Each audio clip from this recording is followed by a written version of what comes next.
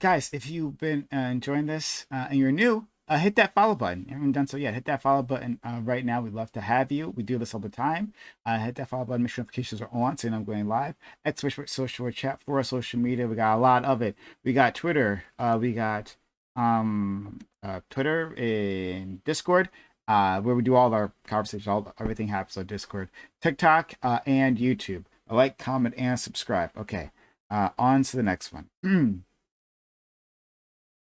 All right.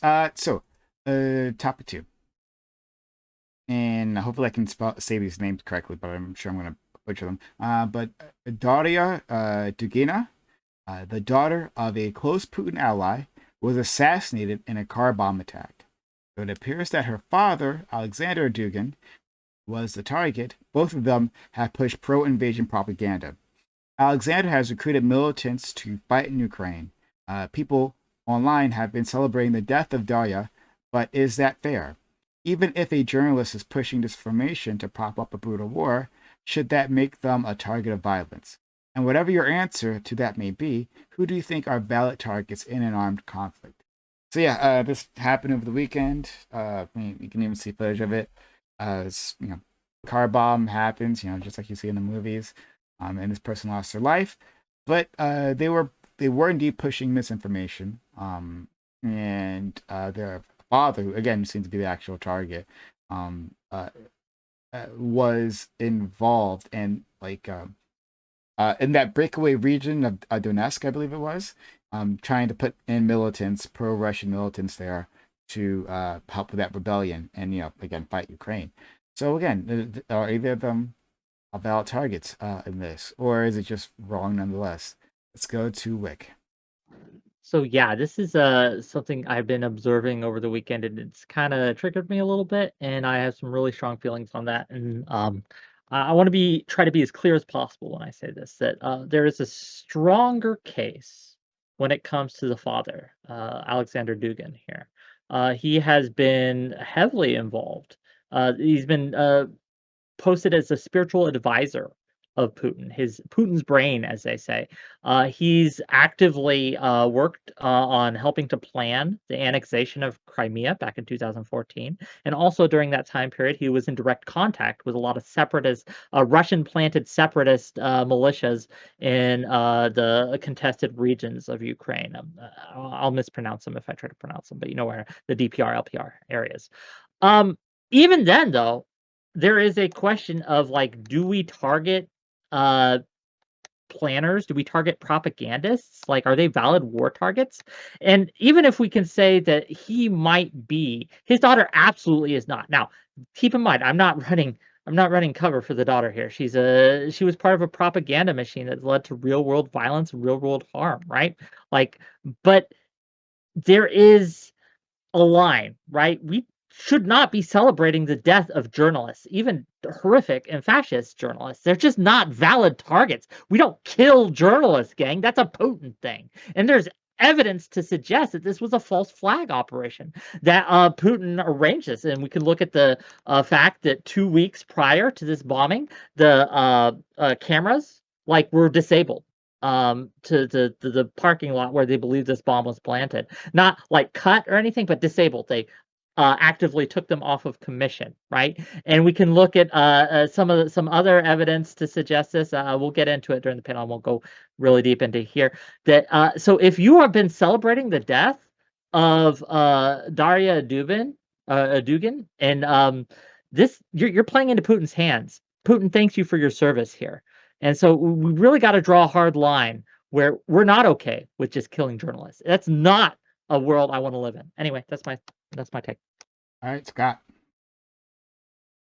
Yeah, I mean, I think you're well within your rights to celebrate the death of anybody for whatever reason. I don't think that's inherently an act of aggression. It might be a shitty thing to do. I don't think it's necessarily good to celebrate anybody's death. Certainly not when this is likely a kind of a big sign of escalation. right? Like we're already kind of in a situation where there are talks about NATO, whether or not they want to get involved and things of that nature. You know, we don't want to see an escalation of this conflict. And this is absolutely an escalation of this conflict. Now, the FSB are saying, you know, that these were Ukrainian spies that did it and that they have evidence, yet they haven't shown the evidence of like the license plate number or any CCTV footage. You know, Ukraine is saying that they spoke, you know, to opposition leader. Oh God, I don't even want to try and pronounce Russian names. Ponomarev, right? And you know, and he's saying that there's 16,000 Russian National Army people and 1,000 people that are combatants. Now, the Russian National Army thing seems kind of sus to me. I don't know that I buy it. It seems more likely that it could have been Ukrainian spies, but I don't fucking know. It could have been the West doing this shit. There's a lot of players involved, and I don't really know who did this. But I think it's important to know that depending upon who did this, really does change whether or not this is justifiable, right? As far if you know, Russian National Army, they feel if they're a real organization at all, that you know that there is a criminal enterprise that has taken away their right of democracy and that is actively fighting, and they say that they will do everything in their power to not target civilians in any way, shape, or form. And that's not really terrorism at that point if they're actively fighting against an illegitimate Russian state that is getting them involved in war and empires. That being said, innocent bystanders do happen, and I do think restitution has to be paid, even in war, for innocent bystanders, because at the end of the day, your actions, even if indirectly, led to the death of people that were innocent. And while you may say, well, Darya Dugina is not innocent because she's a propagandist in some way, I don't know that you can prove aggression from her unless she did, you know, work with Erdogan in the CIA situation, or whether or not the calls for invasion, they're really nebulous. You know, working with organizations to try and get troops to defend Russian interests in the Donbass region is to call that like explicitly an act of aggression is really just to say that speech is aggression at that point. And I don't see how you can make that justification. So it's a complex situation, but those are kind of my positions. I think if the Russian National Army is true, I think they are probably justified defensively in using this violence as a means of protecting themselves and their nation against an illegitimate oppressive state. But I don't think anybody should cheer for this situation getting worse. Thank you. Chicha.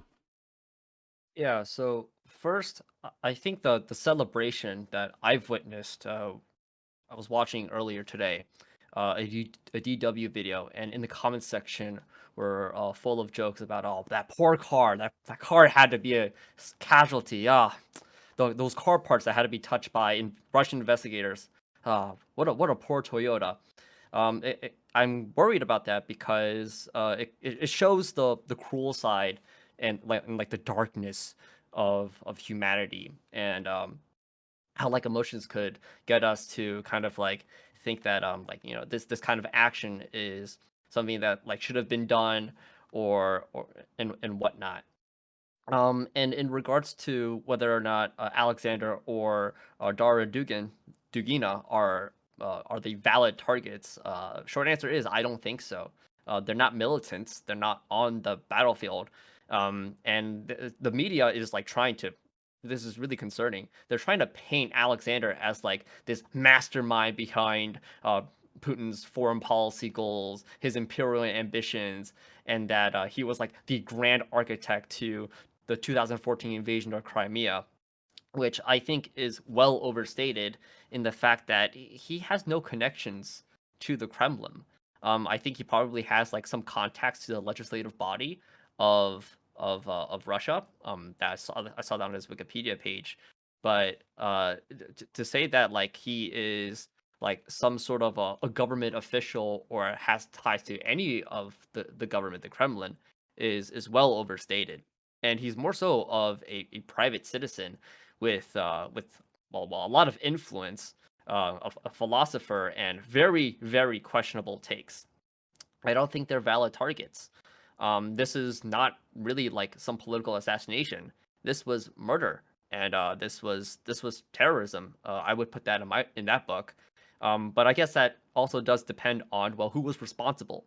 And the group that has come up, I think just today, to take credibility for this was the National Republican Army. I think that's what Fabian was talking about before. And Russia has insinuated that it was Ukrainian special operations.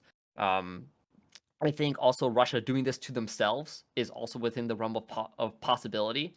Something that we all should know is that public opinion in Russia is kind of being challenged when it comes to this war.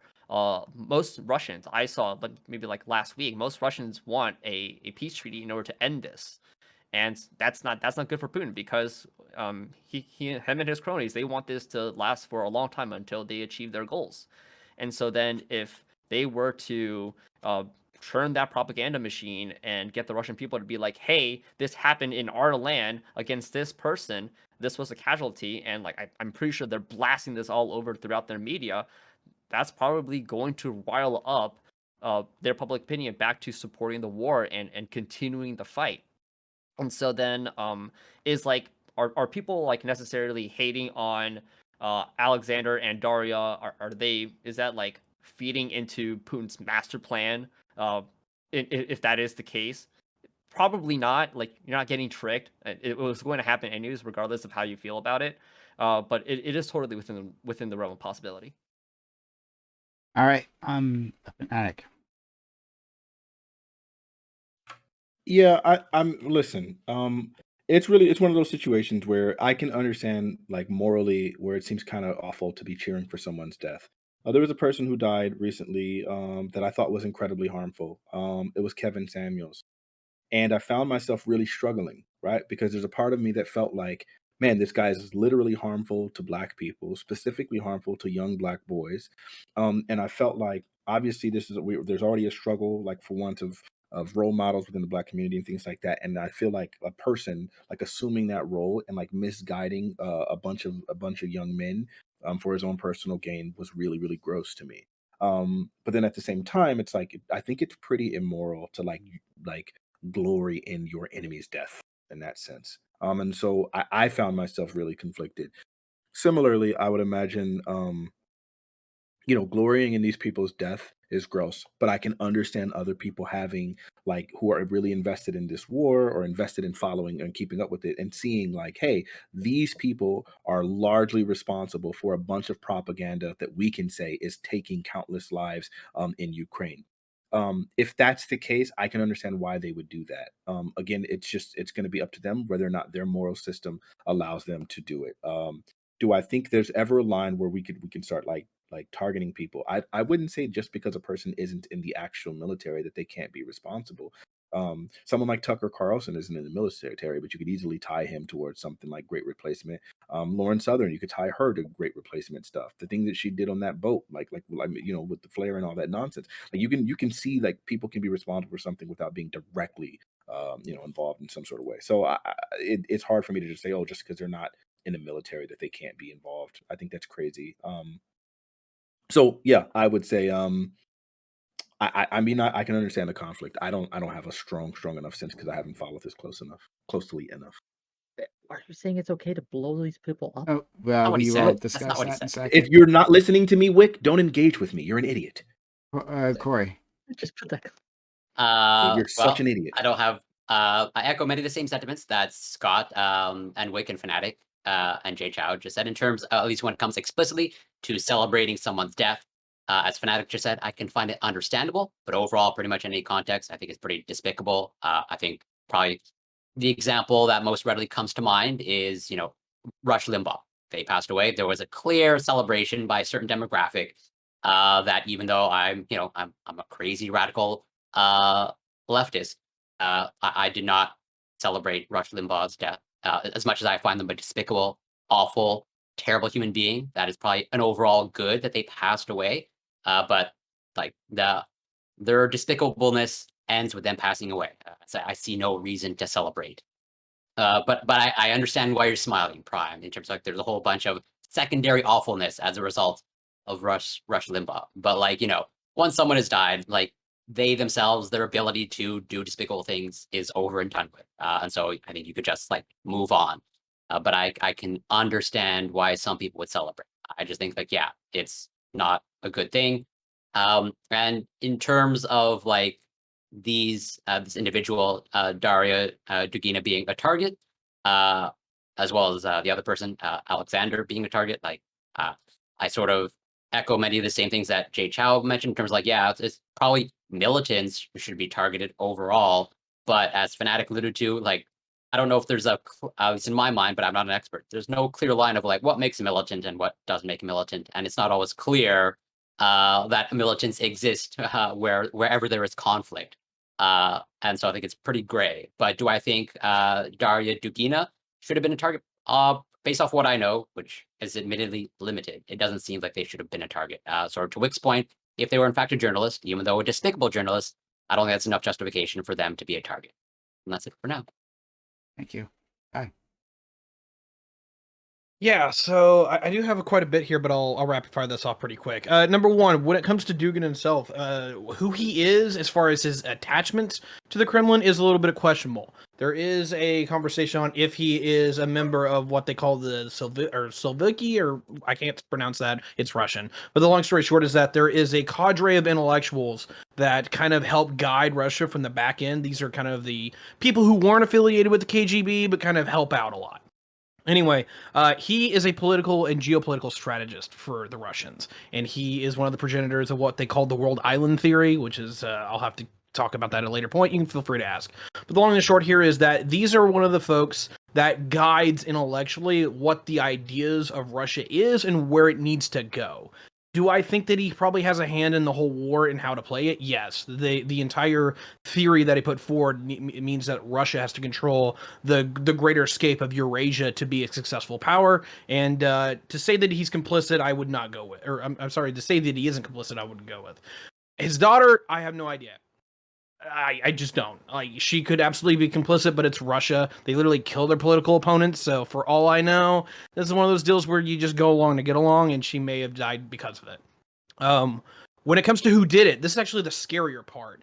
If it actually is anti-Putin forces and a domestic thing, that's actually the better option. Because what concerns me right now is that if the Ukrainians did it and the Russians can openly claim it, they can formally enact a declaration of war upon Ukraine and enact a general mobilization. Because what no one has been talking about in the Ukrainian war right now is that the Russians are blatantly losing at this point. They are bleeding dry both in equipment and manpower, and they cannot enact the states of emergency that they need for a general mobilization to turn the tide. And so if this actually is Ukrainian or the Russians start claiming it is, this turns the tide of the war. If it doesn't and we actually get a domestic situation, not only does that mean a good pill for the Ukrainians, it also means that there's a lot more dissension within the Russians that we thought, which means that we could actually see the Putin government be a lot less stable than a lot of people gave it credit for. So long and the short here, there's a lot of details. Feel free to ask me questions. Black Toyd. Yeah, I think Russia might have done it. You can't trust these communists. They're just completely unreliable. They lie constantly. They're empires of lies. That's all they know how to build. 1984, check it out. So if the Ukrainians actually did it, I think it's morally wrong. It's clear that they were trying to target him. They weren't trying to target her. He is like a political philosopher, and he does have these kind of Eurasianist, somewhat fascist beliefs that are pretty reprehensible when you take a look at them. And obviously he's a bad person, just in terms of what he's advocating for. I think his moral compass is flawed. But, I wouldn't be in favor of attacking an American citizen for speaking their mind. And so I also am not in favor of attacking anybody for speaking their mind. He was simply expressing himself. And his daughter, although it appears to be she was not the intended target, even if it had killed him, I don't think it would have been justified. Now, if it was a target against a military installation or against somebody who's actually part of the government, then that could be something. It is questionable whether or not he actually has that much influence over Putin. Putin's brain is the nickname that some Western analysts have given him. But when you actually take a look at his credentials, he's kind of just like a university professor who's kind of crazy.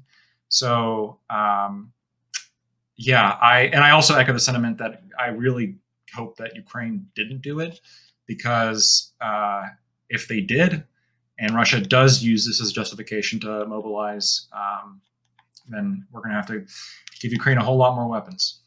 Hey, DB. Hello, can you hear me? Yep, there you go. I think this idea that we shouldn't celebrate when people die is kind of silly. I don't know where it comes from, to be honest.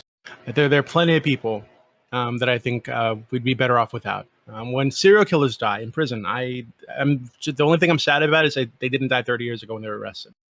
Right? There are plenty of people on the planet right now, Putin included. When Putin dies, I'm going to be very fucking happy. I think it'd be a good step forward for the planet. Right? I think we'd be much better off without him. Right, so I don't understand this like fucking hand-wringing about celebrating the deaths of terrible people that are doing awful things on the planet. Like, that's fucking strange. That being said, I think that it actually, if you have a person who's a propagandist, who's pushing policies or supporting a war effort or pushing misinformation about what's going on during an active war where God knows how many civilians are dying, I think this person is absolutely a legitimate target, right? Wars are fought on much more than just like the battlefield, right? So I think we all know that.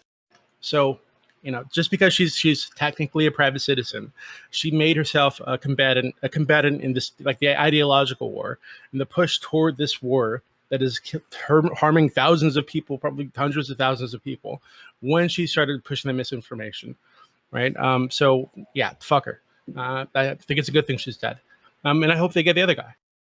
So, okay. Yeah, we cannot have this be the line, right? That anyone who simply supports the acts of a state is a valid target. And like when you make the gray area and who's responsible and you say things like, well, maybe Tucker Carlson is directly responsible for these things, it makes it okay to target these people. That's what you're saying, whether you realize it or not, right? That is exactly what you were saying. It's what people were hearing. I realize the consequences of everything I'm saying. So when it comes down, I understand. But what I'm saying here is that when we do these things, when we make it okay to target civilians, right?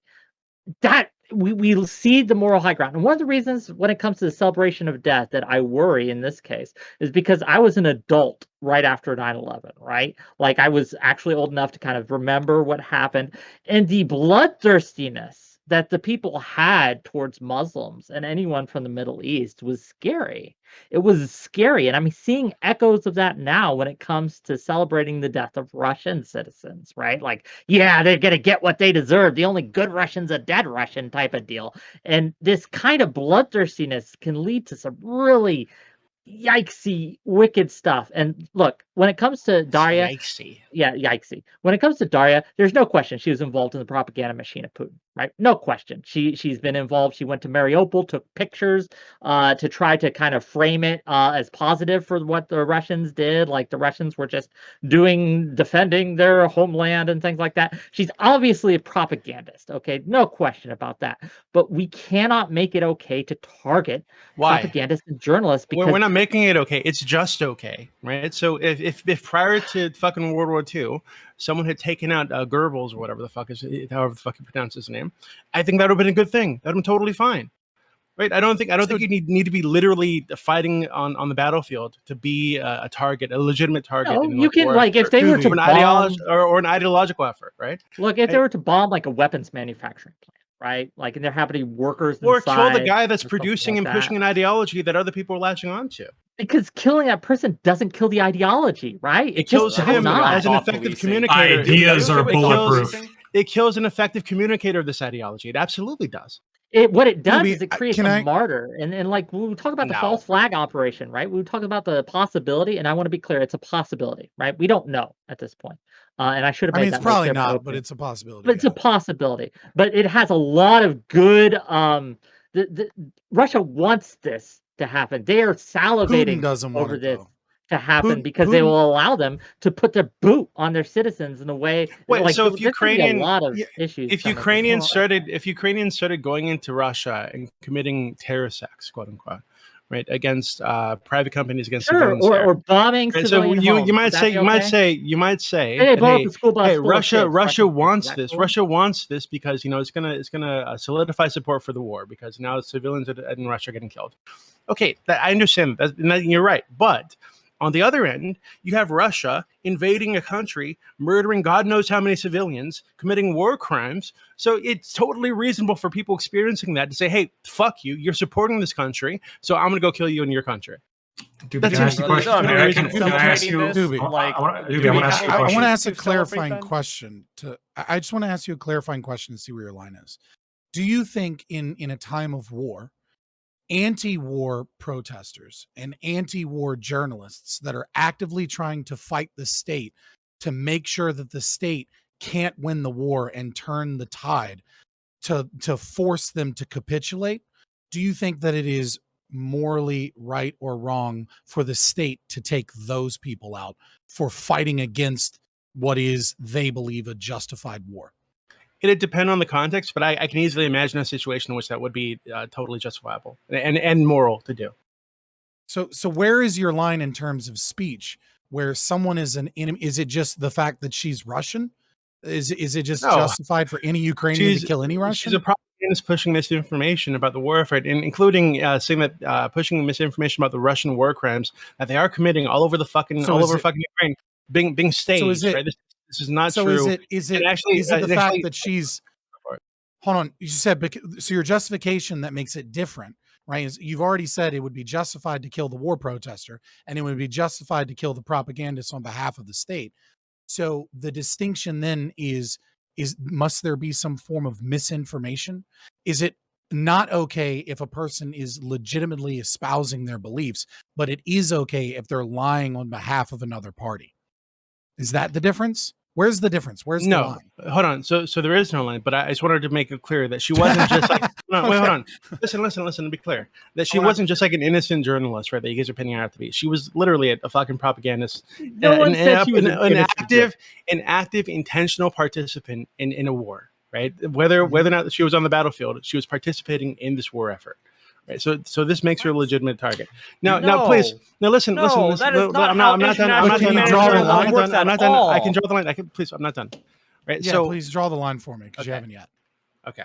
So, so for me, it'd be actually, I think I did kind of just draw the line. That she's intentionally, actively participating in the war effort toward a certain end. They can say, hey, this would justify somebody killing me, for example. If I'm pushing a policy, right, Putin could kill you, and yeah, you would have to admit absolutely. that you were a justified hard target. Well, this is the distinction. I don't believe in like objective morality. I can see from his perspective, it is totally reasonable to kill people that are advocating for policies or action against Russia. Absolutely, it is. Right. So for me, as somebody who's on this side of the conflict, right, and doesn't like that Russia's invading this country, and I see a person in Russia pushing propaganda that is furthering the war effort there, that is harming people that I don't want to be harmed, I would say absolutely, hey, fuck you. You don't get to be alive. So just to reiterate, right? You said that you could do the same against protesters. You said that you could do the same against somebody like yourself for fighting against those things. And you say that you don't believe in objective morality, but you also claim to be a moral subjectivist and you don't care whether or not it has to be logically grounded.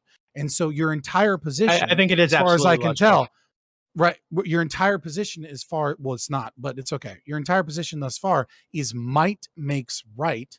And so I don't really understand why you're engaging in the morality of it whatsoever anyways, because you've already said, quote, there is no line. So you're an immoral piece of shit murderer that will kill anybody so long as it benefits yourself and your own fifis. It's or not the interests of your people. It's not might that makes it right. It's my own subjective preferences, right? That I've learned through my experiences, my upbringings. Like that's just I don't have like a tablet I can point to say, hey, this is right. So why? Right, so if you're a moral subjectivist, but why knowing even that this is engage the in case, the moral argument? and no, because I think it's silly. You have to no say, argument. Please, You might as well be a I think even by your postmodernist. own There's no standards, truth. I think even by your own standards, it's illogical to call it immoral, right? So, please, I think that the no, it's line, not because it's morally unjustified. Stop. So, yeah, according to you. So, I think that the line here, right, is for some reason, it seems like some of you believe that so long as you don't step foot on a battlefield, even if you are pushing propaganda, even if you're driving toward a support for a war effort that is killing people actively, you still get to call yourself a civilian. You still get to say, "Hey, I'm just an innocent person. Oh God, don't hurt me." I think there's absolutely this person is absolutely a legitimate target, and what makes him legitimate is their participation in this war effort, and what makes them a good target, right? For a person who doesn't like that, it's just how effective they are. So if the person on the other side of this decided, "Hey, she's effective enough at pushing this propaganda that we want to get rid of her because she's hurting our people," then hey, that's the line. I think it's totally fine. Go for it. No, Yeah, you didn't in really fact, she create a is line. not an effective target at all. According to who? like, I have a tough hypothetical, Doobie. So the Eurasianist Party has a youth wing, that's made up of children.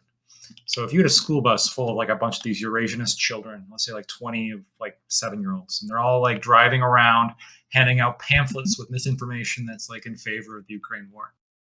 And the Ukrainian military like specifically targeted the school bus to blow up the children. Do you think that'd be justified, or do you think that's a little bit extreme? From their perspective, sure. Do you think it would be justified? No, I'm in support of the. I support Ukraine, right? So I wouldn't think that. No. Wait. Kill children? No. You missed that. I think you may have misunderstood. Yeah, maybe I misheard you. Okay, so the Eurasianist Party is the party that this daughter and her father belong to. It has this idea of like a Eurasian superstate that they're trying to create. Okay. Yeah. And I looked into this party before this panel. That party has a youth wing made up of children. A lot of these fucking crazy parties have youth wings, right? Even a lot of regular parties have youth wings, but like this is kind of similar to like Hitler youth or whatever. And there's like 6 or 7-year-olds who are like part of this, right? And so my question for you is, you said it's perfectly fine for them to target these propagandists. And so if there was a school bus full of these Eurasianist youths that were going around Russia handing out pamphlets in favor of invading Ukraine, and as a result, Ukraine targeted that school bus, would you be okay with that? Oh, I see what you're saying. Oh, no, personally, I wouldn't be okay with that. I think it'd make much more sense to target the people that are at the head of that, youth group, or even the officials the people that are printing out the flyers for them, et cetera, and driving them around. I think But if it's it's all reasonable child to target that guy. That's weird. I don't think it's reasonable to target children. Okay, Unless- we found a line. We found a line. Yeah, so we the line you here wouldn't is kill baby Hitler. Yeah, you can't target children. You would let Hitler for grow up. you can't target children for propagandizing people, but you can target adults. Is that your Yeah, I would target the people that are propagandizing children. Yeah, absolutely. Well, Their okay, parents? but the children here are like fully propagandized, and they're going around handing out pamphlets. You can kill the Well, you're adult in educating charge. Is this a surprising line? Did you guys? kill the They're in adults Russia. They're in Russia. You- How are you you going to kill re-educate the- them? You I kill the just- adults I in just charge, shocked that and then you someone educate the advocated for children. killing But they're in children. Russia. Put them How are you going to Put them re-educate with them? somebody that won't make them like Russian Nazis. Like, what the fuck? You would have Yeah, to invade Russia. But I don't understand why did we assume that Doopy would say otherwise? That like he'd be in favor of like bombing a school bus full of It's children. because they don't know how to actually debate. They don't know how to actually get to positions. It's really Whatever, terrible. fanatic. You No, couldn't remember because what he- you said he 2 minutes proved after you himself said a it. moral You're subject. fucking Quiet, moron. hey, No, look, I was right. I wait. People, restated it. hold on. Wait. No, They're this not is trying. the I- chat. Prime. As Prime. much as I'm enjoying the toxicity here, like I have some points to make, and I Thank you, like I'm about Tiberius. to have That's what I wanted to hear. I'm about to have Please, some for the fucking love of aneurysms. God. All right, three things here. Number one is that this core conversation that Doobie and Lactoid and all are getting around is like the difference between macro and micro morality and how they interface. As an example, we've talked about Cuba and the embargo on the show once before, or maybe on somebody else's panel, but it's like, all right, if we hate a government but we don't have a problem with the people, what's the right thing to do? Do you punish the government because you punish the people too? And the same thing happens vice versa. If you have a problem with Donald Trump, but he's the sitting president and you hurt him, do you hurt the United States? Now, I'm not trying to put this in like an affirmative, because when it comes to this thing, my ethical calculator fucking explodes in my head. I don't know what the right thing to do is 90% of the time on these things, because it's really fucking muddy, because you're dealing with a number of principles that will clash, because you're dealing with people as an individual versus people as a collective. And so I'll affirm this. Doobie is using the compliance doctrine here. Those who are complicit within the system largely are responsible for it. I'm not going to say that I agree or disagree with that, but he's taking a normal type that is usually argued in this kind of thing. The last part, when it comes to the death of people, even if they are my enemies, I actually really like the part or the argument of to celebrate that does come off to me as very bloodthirsty. I remember when Osama bin Laden died. I was 19. I remember 10 years of the war in Iraq and Afghanistan. A lot of people were very happy. I literally just looked in myself and said, why is it that my fellow Americans really ring off as being as celebratory of death as the people we just killed? Like, that actually bothers me on a level. I will never. I think it's okay to be bloodthirsty sometimes. I think there are times where it's okay, where it's What totally about towards warranted. children? Okay, wait. that So okay? look, I'll reply to that real quick because it's actually something I want to talk about. But Doobie, I actually respect that point. I really do. The problem is for me is that being okay with being bloodthirsty scares the hell out of me, because in the event that I would get used to it, I don't know if I would trust myself to ever be moral again. So there's a level where if it's just like I'll put it this way. Do you think it's bloodthirsty for me to say that I want literally every fucking serial killer, rapist, child molester, piece of shit to be dead? I want them all dead, and I'd celebrate if they died. Yeah, it's bloodthirsty, I guess. I want them dead. I'd celebrate their deaths. But I mean, I think it's fine. I think it's totally reasonable to want them dead. That's a desire, right? Like, we're moving into the and when they did die, when they do die, I do celebrate it. I think it's a good thing. Well, so right, we're but getting even to that the territory of, action like, what is isn't celebration? unjustifiable. The what's unjustifiable is the acts of aggression against another individual or their persons or property. No. When you celebrate as an individual the death of somebody, like, you can have whatever moral opinion you want about that, but there's no act of aggression in saying "ding dong, the witch is dead, the wicked It's witch tacky is though. dead." It's very tacky. Yeah, like again, it seems like we're just asking the question, what is celebration? As in, like, you brought up like the desire for like all serial killers like to die. Like, I think we're all on the same page. Like, I don't know that we have a huge lot of people problem in with this panel are cocks. I wouldn't believe that. well, sure, fine, fair enough. I have a But different point. using my original example of like Rush Limbaugh, like, I didn't lose any sleep over them passing, and like I was overall like satisfied that they passed away. But did I like devote a 10-hour Twitch stream to like for a dance party for celebrating Rush Limbaugh? That's different. As in, like, I can be okay with someone passing and dying, and maybe even having some sort of desire that they no longer exist come in the on. world. This is But super that's- privileged. This is like the most privileged thing in the fucking world. Oh, don't. Right. So if you were talking, it absolutely is, right? Because you guys maybe have some empathy issues. So why you can't put yourselves in unprivileged? the feet. You can't put yourself in the shoes of a victim here. No, Right, I would so say if- you don't have if the empathy for the other. I do have empathy. I totally understand. Hey, maybe they got to this place where they're murdering people or doing whatever the fuck because they had a terrible life experience, or they have mental health issues, yada yada yada. I don't give a fuck. Right? That's fine. They did terrible things, so they deserve to die. And as somebody if somebody were like victimized by these people, or just like mentally like distressed by their fucking existence and the terrible things they did, then hey, I think it's totally fine for me to say, hey, fuck you. You died. I'm happy you died, and maybe I'm gonna cut a cake over it. I think if I were like in Jim Crow South, right, as a brown man that I am, right, and the fucking head of the local KKK that's been fucking up my community, harassing everybody for years, died, I'd be fucking happy. I might even throw a party over it. Like, there's nothing wrong with that. So, for I the agree. record, There's nothing morally wrong with that. So I don't hide my power level here.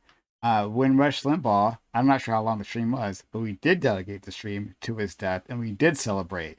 I think Dippy might have been there. Yeah, for but that. Al Rushbaugh did nothing wrong. Here, let's be Okay. honest. Yeah, and you The also last- did the same thing to the last freaking Kevin PrimeCayes Samuels, and I open felt panel, like the- that was one of those the cases the where last- I the really last- felt like the I wasn't a big last fan of him. PrimeCayes But open at the same panel time, I definitely that I- felt like goddamn, it was kind of forget like that. It was like I know. I haven't been Jesus talking this Christ. entire topic. Suck. All right, that's all I gotta Oh say. my God. Anyway, so yeah, I if like when it came to like Kevin Samuels, that was another You're like a person where fucking it's like petulant I child. know it's shut your mouth. The That was another maturity person level of that a toddler.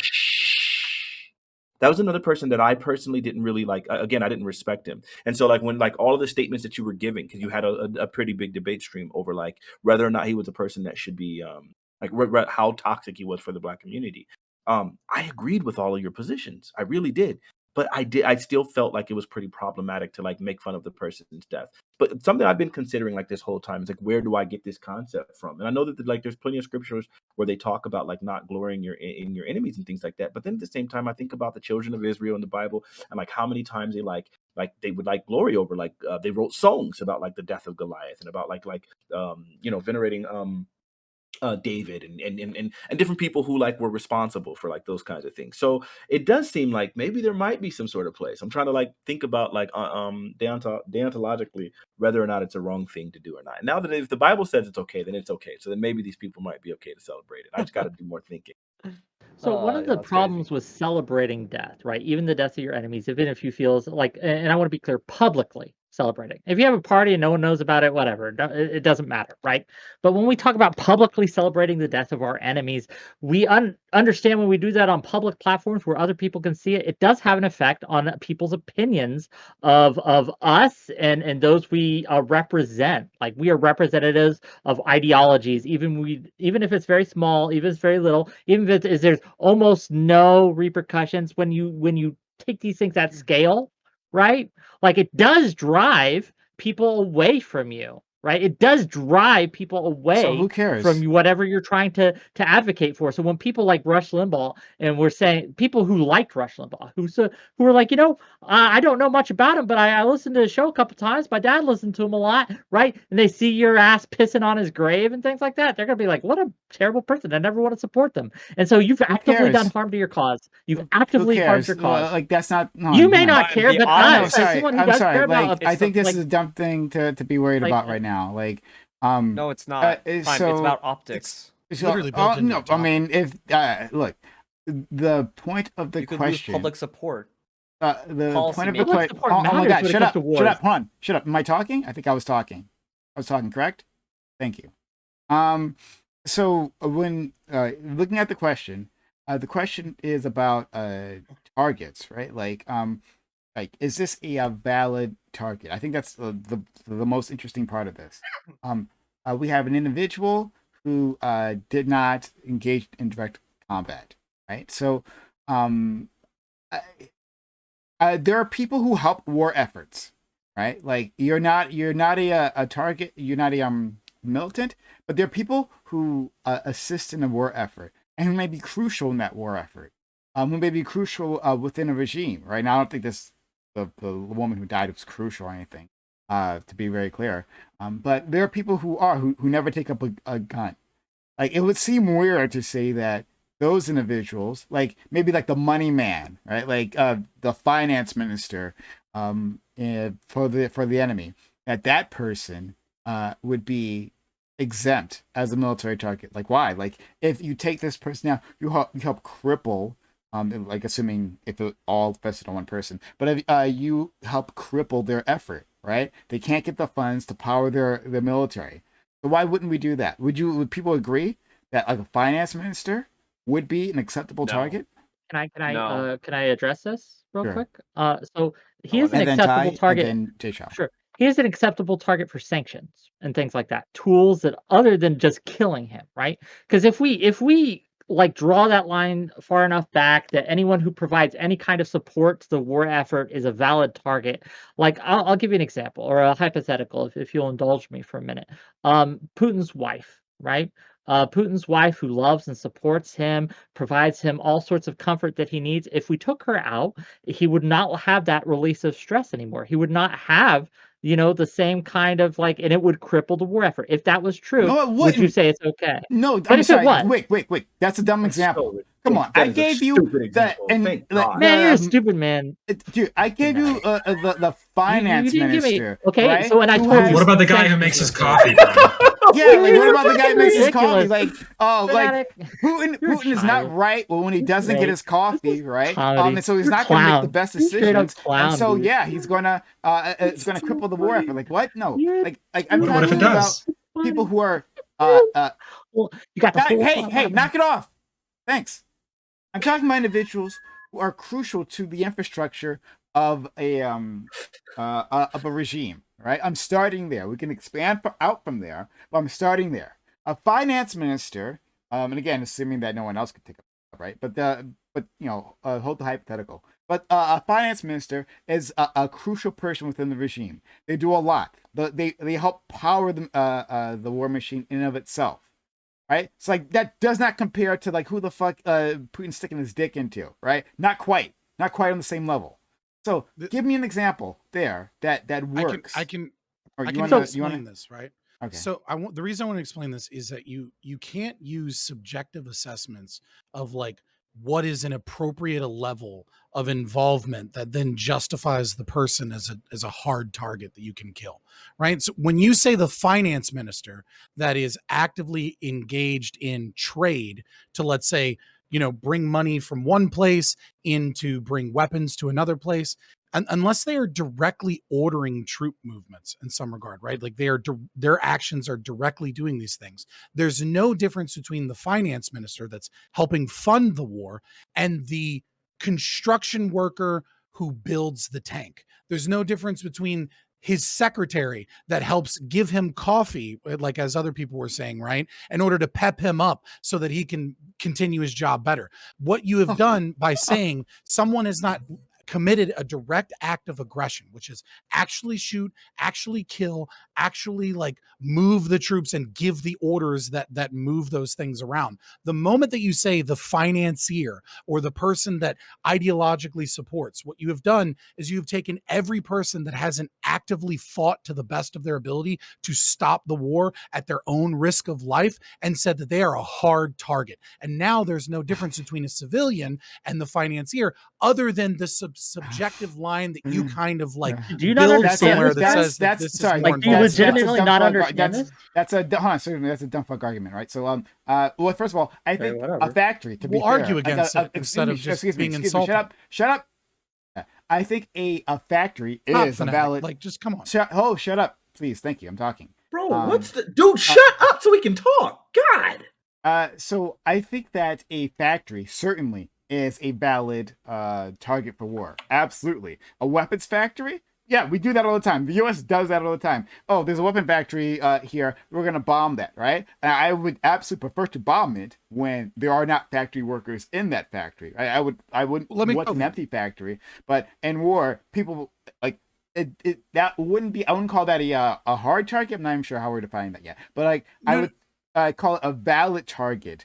Would be a factory. The factory is the factory worker. The factory manager is and not. I would love for those people to be outside the factory. I've already stated that. And then beyond that, but we do this already. The economic we do this to already. Pretend that the economic minister is like on the same scale as just a construction worker. That these two things are the same? Absolutely not. There's a thing called scale. There's a thing called scale, right? You get that? That some people have a bigger impact and a crucial impact, which is what I said from the very beginning. Crucial to the regime. The factory worker is not crucial to the regime. Okay? So if you take out the finance minister and damage their ability to power their war machine, then yeah, that seems like a no-brainer. And that seems like I'll say that other point for later, but go ahead. No, but so it's really important, the distinction here. The factory is a hard target. The factory worker isn't. We've done this several times in Syria, both under the Obama administration and the Trump administration, where we've said in retaliation for what you've done, we're going to bomb this airfield or this airstrip. You have 12 hours to evacuate. Right? Because what we are doing is we are targeting the weapons and the material things that can be used against us, but not the factory worker or the civilian that isn't that same target. The problem with you saying scale is now you have to define everything. Now you have to define what is crucial. What does that mean? And where that line is drawn is subjective, and you can start to use your own ration. Right, but you can start exactly. You just hit the nail on the head. Once you start to define everything as subjective, that means that you can rationalize violence and aggression towards other people all the way down the line. And you say, well, that's absurd to say that it can be rationalized that way, but you yourself made the own justification that you could indeed do that. And it actually happens. Now you justify war crimes. Comes in. Prime. So look, I think this is, and it's great. You've already laid it out like really, really perfectly. say, like, yes, you can say that something is subjective, but just because you say something is subjective, that doesn't mean now that we have to assume that a bad actor is going to take this subjective nature of it. That doesn't mean that the person, that a bad actor is going to take the subjective nature of something and then say something that's completely ridiculous and heinous that you don't agree with. As long as you said, yes, like there are degrees, there are scales, and obviously we don't have to go into the very specifics of, well, the exact scale is exactly this perfect thing. It's just there's a scale, and once you find that scale and you reach it, then you can say that this is where it's justified. And clearly, you wouldn't be just saying the individual factory worker is enough there. That's just ridiculous. Like you laid it out, and I think Doobie did too. These people are just being idiots. Let's go to Scott. Ty. Let's go to Ty. Lactoid Corey. It's a terrible argument. To go. Wait, I thought I was after to- Ty. Oh, well, you. Oh, sorry, did I say that? Sorry, I apologize. Ty, J. Chow, Lactoid Corey. I apologize. Thank you. Okay, to answer like Prime's question regarding like the acceptable targets for war, I want to make this very clear in the distinction first that I regard war in like whatever the state we are within the Russians now as two different things. There's not been a formal declaration. I'm talking about the United States. So if we kill Dugin or his daughter, like that's a no-go for me. Like that's completely over the bar. However, I'm going to echo a little bit of what Doobie was saying earlier and give my spicy take here, is that whenever you actually get to the precipice of war in the regards that you have formally declared war, you've got open tanks and shit shooting at each other. For me, I'm actually a firm believer in total war doctrine in the regard that whenever you engage with a state-on-state action, the differentiation between the state and its people is null and void. Your prerogative is to destroy that state, and to do that, you are making war upon its population. And every single person, whether they be a babysitter or the fucking CEO, is complicit in the war operation of that system and in that state. Because they pay taxes, they contribute to the society, they continue it moving. Your modus operandi is to break that system by whatever means that you have at your disposal, because you are at war. So that didn't take long for us to get to that subjective bottom, right? That didn't take long at all. Sure. So yeah, there's my spicy take for the night. Fight me. Sure, I mean, PrimeCayes already advocated I want to 9/11. get your direct response then, right? PrimeCayes is now a and other supporter of people 9/11. can go as well. And DB, I see your hand, so I'll put you in the list. I mean, Hi, Finance Minister. Acceptable?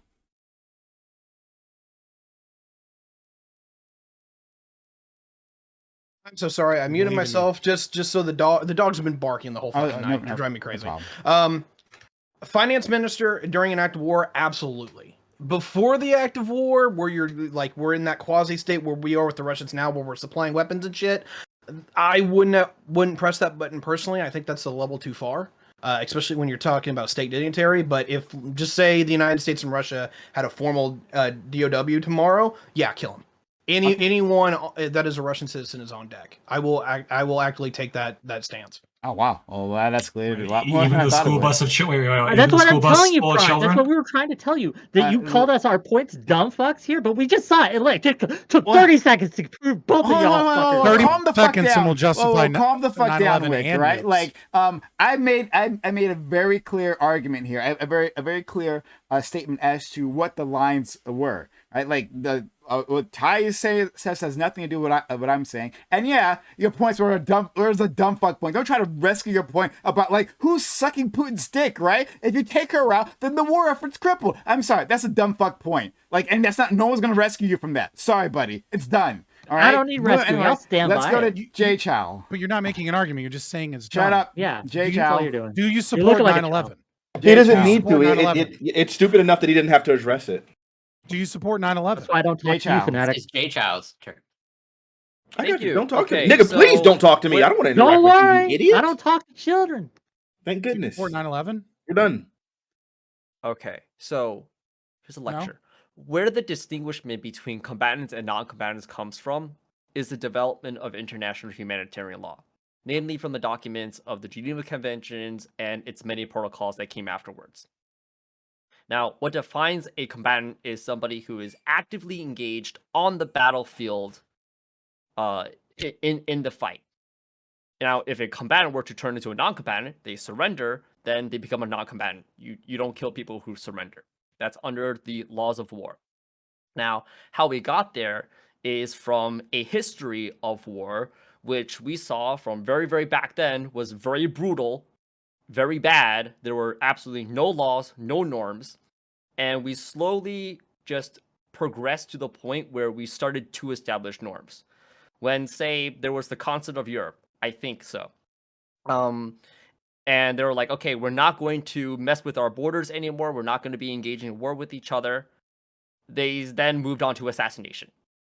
But then that was also causing them some shit because, well, assassination then led to World War One. And so then, okay, maybe assassination shouldn't be on the table. And so then when we get to this current point, when we're looking back on history and how bloody we can be and how destructive war could be, then we started to make some rules together. We started to set some norms and we started to abide by them.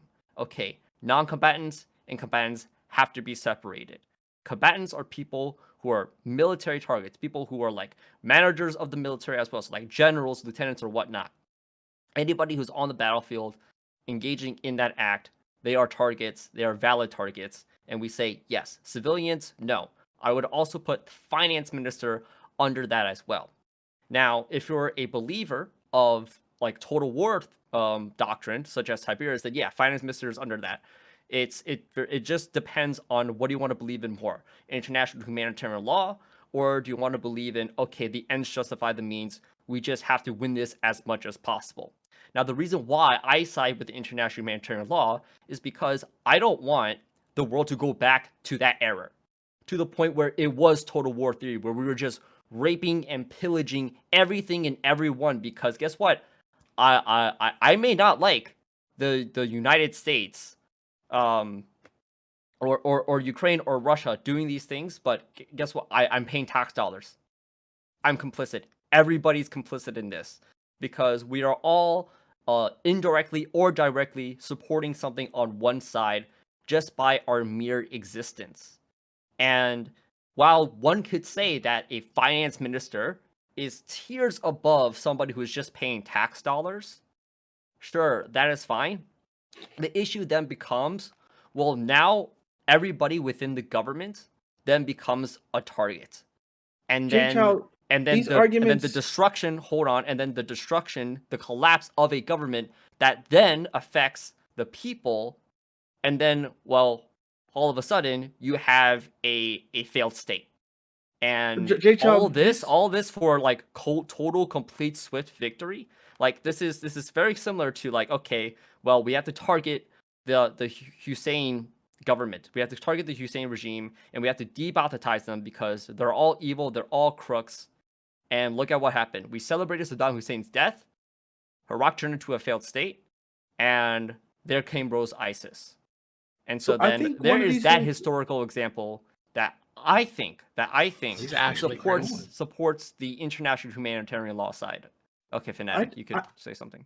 I feel like, bro, like very frequently these Twitch conversations just turn into complete nonsense, and I think this is one of them, right? Because it's like if we get so reductive that like literally everything becomes where we start being like any person is complicit, right? Like a person, like you talk to any layperson that's not in some crazy debate panel on Twitch with idiots like Fabian, and you ask them, like, hey, wait a minute, like, is a person, a baby that's born, that's just in a regime that's getting some sort of tax benefit to his parents, are they complicit in the war? And it's like, no, of course not. But from your definition, the way you're describing, it's like everyone is, and that's no one thinks of things that way. No. Okay, let me reach out on this one a little bit, Fanatic, because there's a level where he argued what I was saying, even though he actually disagrees with it, because what you say nobody actually believes in is that there is plenty of theorists that do believe in that, whether it is a baby, whether it's children, whether it is anyone who isn't all the way up to the elders is there who can barely even work because they're 90.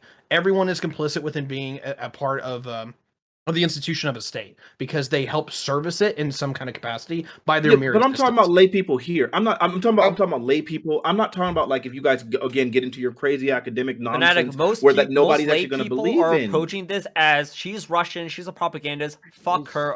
Most lay people are not approaching it that way. You're just looking. You're looking at online people. You're looking at online people on Twitter. I know you're looking at online people on Twitter and people in on freaking Twitch and involved in like ridiculous conversations like this one, those are the people saying that. If I was to ask my mother right now, she's not celebrating that. If I was to ask my parents, if I was to ask my cousins, if we were to like talk to people offline, no one's thinking that way. That's just some online ridiculous Twitter idiot nonsense. PrimeCayes and his friends might think that way. That's not real life. Come on. No one, Yeah, here- I'm not. no Guys, one, hold on. God No damn it. one here has actually presented any evidence whatsoever that Darya Dugina actually promoted violence, that she engaged as a crucial quote unquote member of the state, or anything other than the fact that she occasionally supported some state things as a journalist, as someone who is the daughter of someone that may be very well, that is very, very connected in a state that we know arrests people for the very act of protesting in numbers of more than one, and will then bring the police next to one protester to say that they're protesting in a group. So no one's actually established anything other than the fact that just her being a journalist and not being explicitly anti-war and putting her life at risk has actually done anything in that regard. So yes, you guys are justifying that essentially anybody can be a target if you support this individual as a target. These are two separate arguments, right? So and at least I can't speak for the other ones because maybe they were mixing this, but I'm not. I separated the Darya from the finance minister, right? That's why I wanted to give an example. Saying if you support her as a target. Okay, all right, sure, fair enough then. So I just want to make that clear. I really want to focus on that and establish that, because I thought the finance minister would be an easy one, but apparently not. So there's a lot of discussion here. So I just don't see the difference between that and 9/11. Fair enough. That's okay. So Ty, go ahead, finish your point. Yeah, I have two kind of responses to that. The first part was largely what I was talking about a little bit in my intro regarding that. Number one, I don't read or speak Russian, so I can't just be like, hey, this is Dugin's daughter saying this. So, like, I can't make that affirmative because I'm not an expert in that kind of regard. So I can only take secondhand information. She has made statements both very publicly regarding this kind of things. That's what I've been told. And going from there is she complicit in, like, helping this out?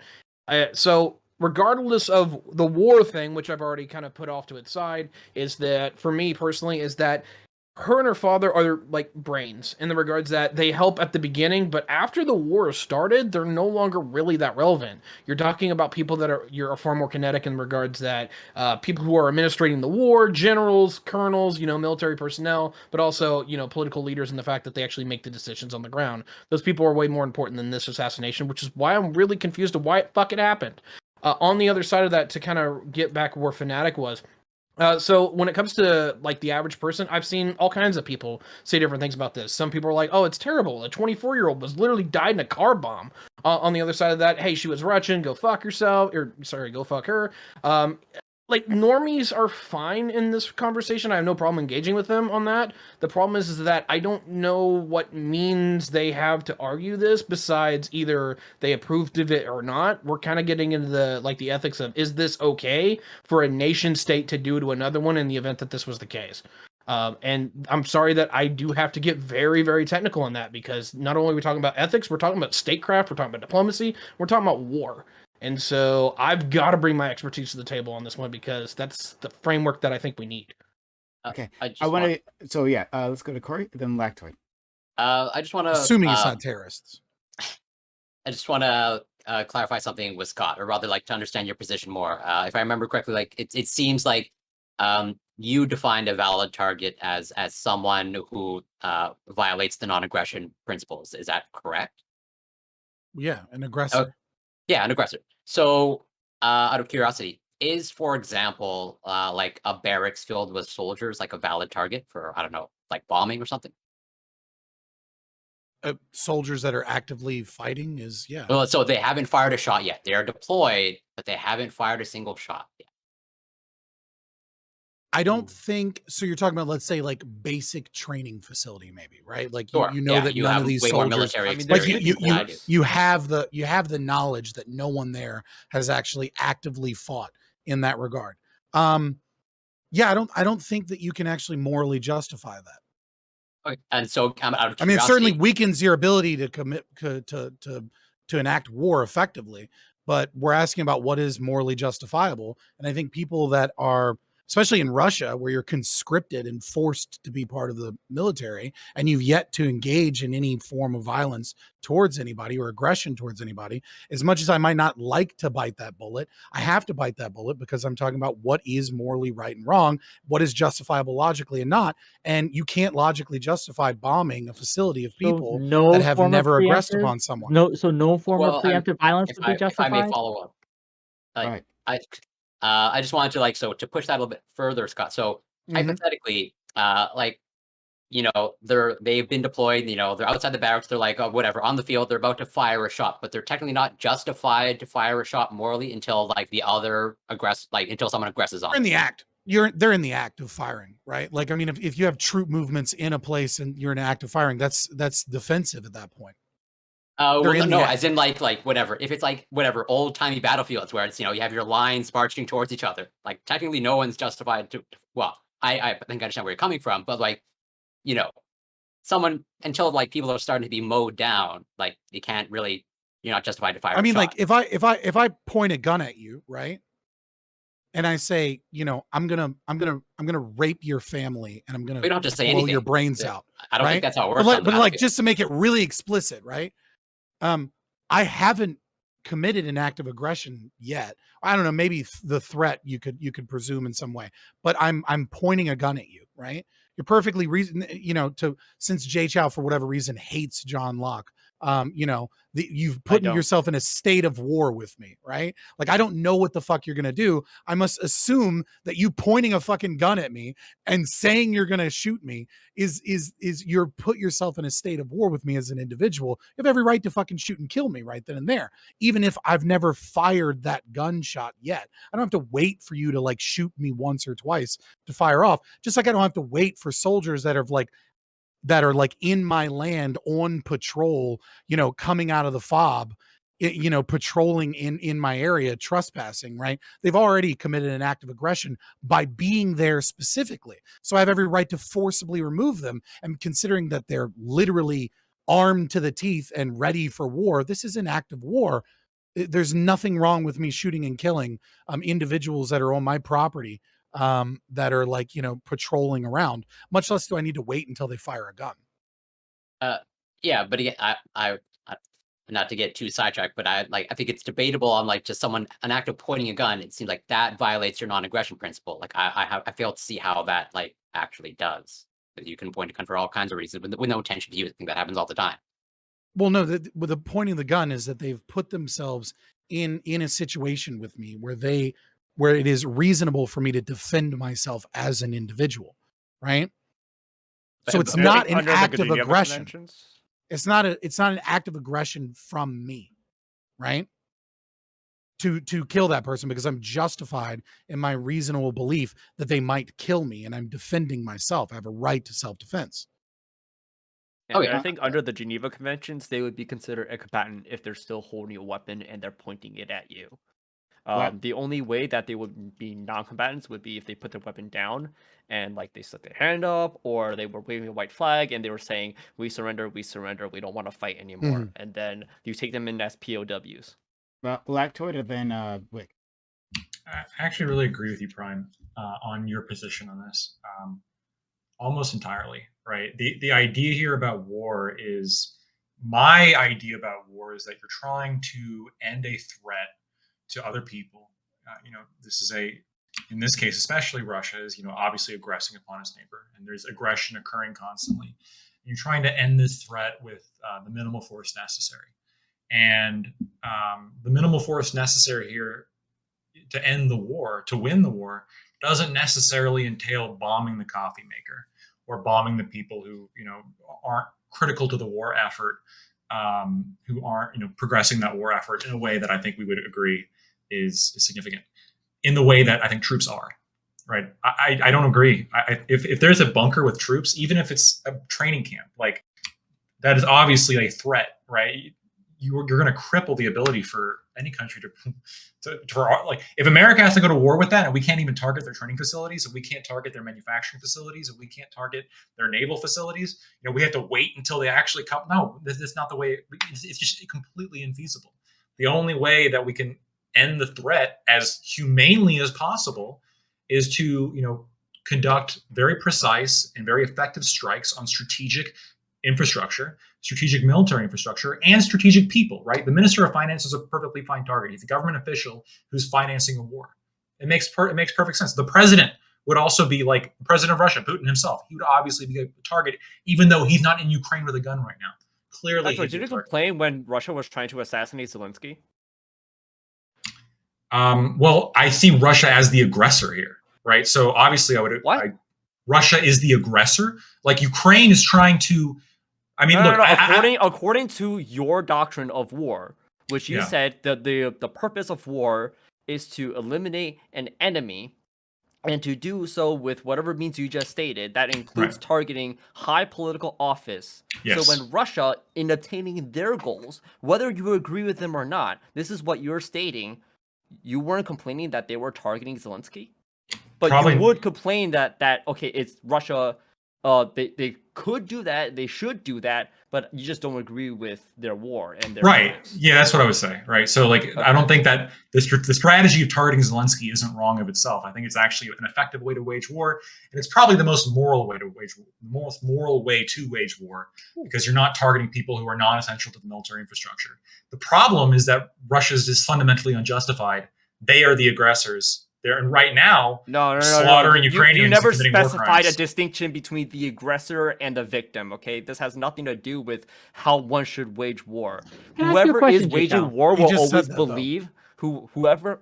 No, I never made the distinguishment. I was trying to make that distinction to Lactoid. If Lactoid made that, yeah. I just did, right. So I agree with what you said. That I don't think like Russia targeting. But you didn't say that before. I said it very clearly. That was just your doctrine.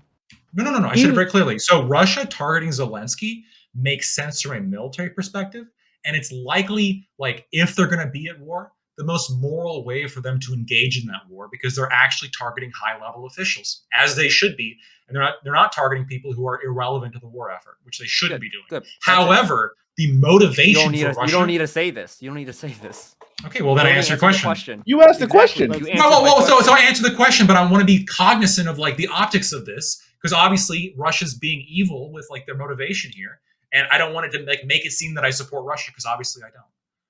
So let's go to. So you're just being a hypocrite in how you like understand war. And how am I being a hypocrite? He could be wrong without being a hypocrite. I think he's wrong. Wait, hold on. How am I a hypocrite? No, Explain that. I think he's wrong, and I don't even think he's wrong either. I disagree with him. He has a different approach and opinion when it comes to war.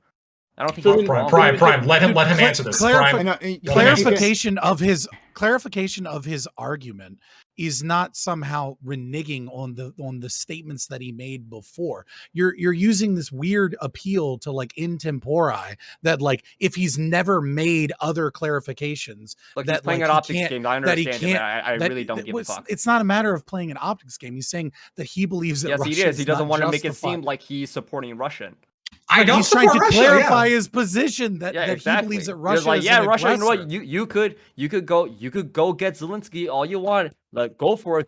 I think that's really smart, but you know what? You doing this, I don't like it. But you know what? You could totally do that. You're going back and forth here. Chow. Hold on. In all fairness, you're taking the meta conversation to the conversation. Yeah, you're in all fairness. You were asking the question originally. You were asking him like, would that be a thing? And he answered the question. Okay. Yes, and in line with my values. He's being consistent. I'll give him props for that. So let's go. Wait. You said wait. You said I was being a hip. You said now you're saying I'm consistent. But you were saying before I was a hypocrite. No, you were being consistent. Okay. Not being consistent and being a hypocrite. You can admit you're wrong or you can't. Either way, everyone can see it. We're going to have to pass it. All right, so Wick is. I'm a consistent hypocrite. Okay. Every single response to me has been, you're wrong, you're bad, you're stupid, you're wrong. Okay. You're wrong. So one of the reasons that there it is again. I think that targeting like a commander-in-chief, right, might be morally acceptable because they are they're commander-in-chief of the armed forces. They're directly involved. Targeting generals, right? I think that's perfectly okay, right? Targeting commanders in a war, I think would be perfectly okay. I don't think targeting things like the financier, the head financier, or the say the head of the power plants or something, or the head manufacturer or the manager for the manufacturer of a weapons plant would be okay because they're replaceable. Like even taking them out, they're just going to put another warm body in that place. They may not be as effective, but the show will go on. But when you kill infrastructure, right, that takes time to replace it. Frankly, is just more valuable than people. Like when they would target us when we were at bases, air bases in Iraq and Afghanistan and Qatar and other places, they wouldn't shoot at the troops, right? They'd shoot at our equipment. They'd shoot at our aircraft, right? But I mean, mortars aren't exactly the most accurate weapon, so sometimes they'd hit the troop. But they wanted to kill. They wanted to hit the aircraft more than anything because they knew that was much harder to place than any individual airman on that airfield. And that's why I think that when we talk about systems of scale, when we talk about waging war, I am totally against total war doctrine, absolutely 100%, right? I was against the fire bombings in Tokyo. I was against like nuclear bombing, like these things. These things are, what total war doctrine leads to, justifying nuking of entire cities, right? When it comes down to like why I think we shouldn't target I'm rambling. I apologize. I'll be very concise, very clear. Targeting civilians, journalists, and individuals is bad. Targeting infrastructure is based. That's it. What if and I don't I don't know how I feel about this. But like, what about individuals who? Actually, I already know your answer, so I'm not sure why I'm asking this. But I'll just put it out there in which way. What about individuals who are crucial to like weapons development, right? So like, there's a construction worker who is like they're very a scientist, much R&D scientist, like no scientists. No. So especially the scientists. Say a research and development scientist, like Sure, brought to field some advancement of like some weapon that's a significant advancement in the field, right? Like that'll give the enemy a big advantage on the battlefield. And sure, like it's not like they can't necessarily be replaced, but there are people who are heads of teams, right? Who maybe have come up with this idea themselves. Disrupt it. I know Mossad does this, right? They target like Iranian nuclear Damn it, scientists. Doobie! Yeah, I was me too. literally going to bring this up. Is that literally, even though these two nations weren't at war, Israel went on a campaign of killing anyone who was skilled enough in Iran to build a nuclear weapon, and they succeeded. Like literally, anyone who knows anything about nuclear physics is now dead or has left the country. It's impressive.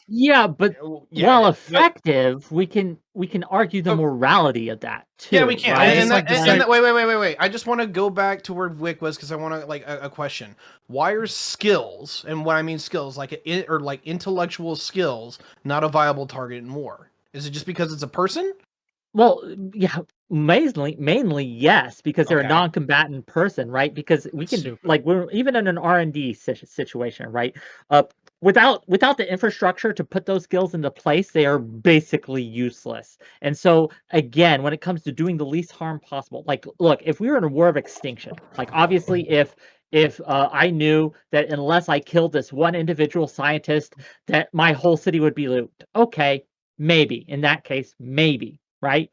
But I don't believe we live in that world. Right. And I don't believe in the specific scenario we're talking about that killing either of the Dugans, right, would have. So no, let's not look at Dugan because that's I agree with I agree with that. For the Germans and the Japanese, well, mostly the Japanese, but like for the Germans and Japanese, would Einstein and Oppenheimer not have been targets, right? Like they would have absolutely been targets, but would it have been like valid targets? Yes, it would. From their perspective, absolutely. Wait. I've got to ask you this. Okay, so sure. I'm not going to send for Imperial Japan, but looking at it from their perspective, Oppenheimer builds a weapon that kills over 100,000 of their own citizens. How is that literally not a moral imperative to make sure that doesn't happen? So if you have a choice, right? Like if you can kill the infrastructure that he developed, right, which took years. Let's be clear, it took years to develop this infrastructure. If you could nuke that and spare the people, that's the moral. No. In an ideal world, you're absolutely right. I won't fight that. What I will fight is that when it comes to like the kinetic force of application, is that we have to acknowledge the path of least resistance here. sometimes infrastructure is harder than hell to blow up. The Manhattan Project was literally dozens of sites across the country, or you can literally kill I 4 people in a room and literally wipe it out. So I'm not like trying to super simp that you don't have a point. You absolutely do, but there is a point where I'm like, you do acknowledge that at some point it's just easier to No, kill I the already smart ass did. in the Yes, room. it's Okay. easier, but No, no, Is no. it no, because so I think you're it's just gonna okay, easier. so I'm not letting It's you- not even just easier. It makes more sense, right? So if you have like Oppenheimer, who had decades of experience in a very specific thing, leading up to this Do you creation, not think right? he kept notes? Versus If you killed him with his, his notes. Okay. That's you think that's going to be enough to replace him? Fuck no. Versus infrastructure that may take like a year or two to put together with the fucking force of the government behind it. Absolutely, you kill the guy. Like, why okay, wouldn't you? so Yeah, well, let's stand up let me and address hold this. on. I just want For the to Manhattan address this. Project, they would stand up a new base in no time. Like at some point, knowledge infrastructure. There's a term for this, but like knowledge infrastructure is more valuable than physical infrastructure. Like, and that's why I specifically, brought in Oppenheimer, because this is a breakthrough technology, something never before. This isn't like some sort of moderate improvement to a plane, right? Well, it would give you the other side advantage. It's not that's, but like in terms of something that's breakthrough, really never been before seen, and that will kill like and this is the example, and the reason why I thought of it is because of what you said. You said, oh well, this one person will help like wipe out my city. Well, there you go. We have Oppenheimer. Right, he's going to drop it on Nagasaki. Let me ask you a question. But the problem, let me ask you a question real quick. Prime. Can I address this? I want to go. I just want to address this. Like, Me too. Like when it comes to how like if you could get him at the beginning, right, then you have a much stronger case. But after he's already started working on it, fine, in the beginning. Okay, in the beginning, sure. Okay, I'll cop to that. If you knew that this was just thing, okay, yeah. At that point, there's a calculus and okay. So we had Doobie, so here's the question. we had Corey, No, and then well, it's off of your own comment, right? Like, what if the Manhattan Project was unsuccessful? If the Manhattan Project is unsuccessful, then what you have done is you have killed scientists just for working for the state. So now what you're saying is that it's okay to kill all scientists in research and development of any country that you're working. That's exactly right. That you're fighting in war. You did it. You beat me. Right. So I'm just Wait, I'm gonna have to hand it over. That's right. exactly. But what I'm came saying out of you're my using fucking an mouth. extreme example. Holy but shit. what you're Scott, saying- and somebody who shoots at you but misses, right? Like, can you not shoot them because they're like blind? That's an act of aggression. They were but they were going to. But isn't it also a threat? They're building an atomic bomb. They're building an atomic bomb. So even if they fail at building that bomb, technology. Okay, if the technology is being sought after by a government that wants to use this technology to blow you up, yeah, absolutely, this is an act of aggression. If it's U.S. military technology, like we know that's going to be used for one thing. You're drawing an arbitrary line and saying that it's okay. And what you do is you take an extreme example to try and bolster your idea, but you haven't actually made a line about what is right or wrong. And so what I'm doing is I'm taking the inverse of that, which is saying that every scientist, every person working in the infrastructure, the only person who has effectively, right, been able to demonstrate their position thus far is Tiberius D. Because Tiberius D bites the bullet and says, I'll fucking kill them all because it's total war. But you guys keep trying to do this. But I think that's also what we're suggesting. Of like what you think is an acceptable target and not an acceptable target. And the state and the people and the information you have at the time gets to move that line wherever the fuck you want. And what you're doing is you're giving the state essentially total war, and you're trying to not bite that bullet that's what you're supporting. Scott, But I think that is what we are saying. I don't like. I hope the rest of you agree that in the case of like Mossad, the case of like the case of like Mossad in like in Iran, right? So if we know that Iran is seeking nuclear technology, right? They want to make a bomb, and there are nuclear scientists in this country, right? That Iran is going to tap to try to help make this fucking bomb. Of course, it makes sense to target them. Like, why wouldn't we? Scott, it also doesn't have to be a line. It could be a scale, right? So like we in every case, scale is a line of where you put sure, right. But you're asking Prime. I understand, but what I mean by scale is okay. Sure, it's a line in a case by case basis, not just a hard line that Prime has to be okay with targeting every single guy who does science in a nation, or he's not okay with targeting the guy building the nuke. right? We can say, okay, we're going to like measure every military operation on a case-by-case basis. Are we targeting critical military infrastructure that justifies the use of force? We're using minimal force necessary. Right. In the But case of now you're targeting talking somebody about building a nuke, tactics. You're well, talking about but that's tactics, but that's not morality. No, I am, because it's a case-by-case basis in which we're measuring the value of the human life, right? We're measuring that value in, again, Right. it's the weighted So against what you're doing is a consequentialist analysis based yes, off of income. it is a consequentialist analysis. Data.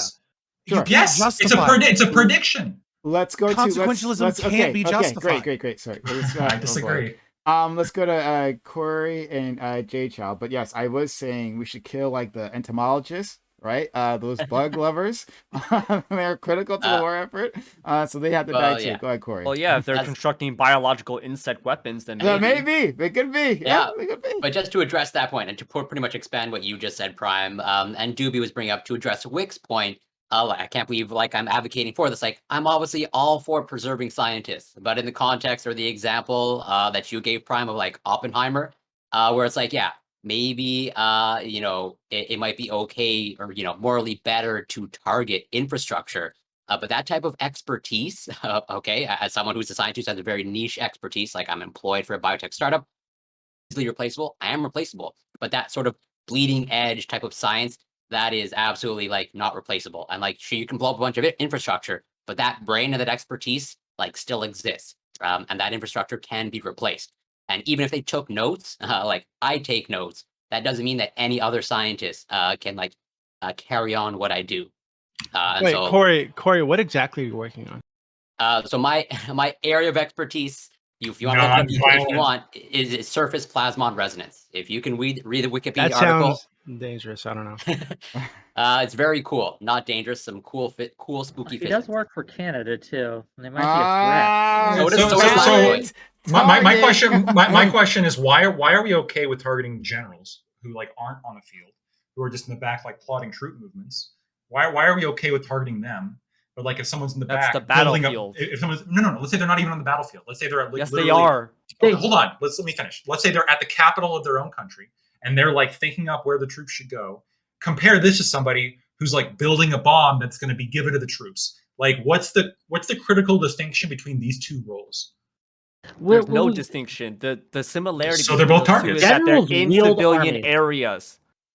Okay, well, Jay Chow, what about... Just real quick, the reason why it's okay to target generals, right, is because they wield armies, and they are absolutely involved in both the planning and the execution, right? They are literally... So is a nuclear bomb developer. Can I got one thing I really need to say on this one, because it's really important. A weapon? No, it's not just the weapons developers. One of the biggest conversations in military is strategy is for what the laymen do. Logistics is what really matters. And the problem with this is that if you actually take that principle with any kind of regard, the factory manager is one of the most crucial targets that you can hit in a war, because anytime that you stop a tank from being produced or an anti-tank or anything that can hurt you, that helps your side win or get closer to winning the war. So yeah, when it comes to those people, even though they're not combatants, yeah, they're absolutely valid targets. And I'm not trying to like overly emphasize the side that I'm on here, but it's also, if you understand that logistics matter in war, particularly in how shitty the Russians are in this regard, if you shut down their ability to prosecute the war because they might have 1,000 generals but they have no weapons, then you won. And that's how this can I just ask a question? So Jay Chow or like others, do you guys think I'll give you two, right? And I just want to be like super clear. So at the height of ISIS, right, there were like training schools where they would take children and indoctrinate them into like the ideology of ISIS, right, and train them to shoot guns and et cetera, right? So the guys running those schools, I would think they're absolutely targets, right? Not the children. Okay. I think you can make an argument for that, but absolutely the guys running the schools. Just as like I'd also be curious, because it sounds like the lines you guys are drawing are really fucking weird. What about like Goebbels, right, in World War II? He's not on the field of battle. He's not directing armies, but he's pushing an ideology, propaganda, a Nazi party that is doing terrible fucking things. Why wouldn't he be a legitimate target? Okay, do you want the practical answer or like the moral answer? I want the honest answer. You want the honest answer. Oh, I see. Okay. So the honest answer is, when it comes to the ISIS example, terrorists are like given a weird status in international humanitarian law because they're not a part No, of any don't state. give me the legal shit. I want your perspective. Unless it's just totally reliant on the law, and if the law were different, you think something No, else. it's Tell me what you think. In my approach, international humanitarian law is and like staying consistent with that is pretty important to me. So, yeah, I think that those would be fine targets. Now, when it comes to gerbils, well, there was kind of like no such thing as the Geneva Conventions during that time, and so then like so it's just reliant on all the Geneva for it. Convention. So if that wasn't around, you wouldn't believe this. Wait, didn't that exist at that time? I don't think so. No, they came afterwards. No, I think Hold there's a on. prior. Wasn't there like a prior one before that? I can't remember. To be honest with you. said But Jay was one Chow, prior. isn't that your prescription here is based like almost entirely upon the existence of the Geneva Convention? So if it didn't exist, you'd be okay with massacring all the people that we're talking about? Because there was no law and there was no norm at the same time. Oh, I wouldn't be okay with it. But I have to Why? be honest with history in that the reason why we have those things today is because we saw how much harm we could have. Okay, but why don't you think it's okay to kill Goebbels?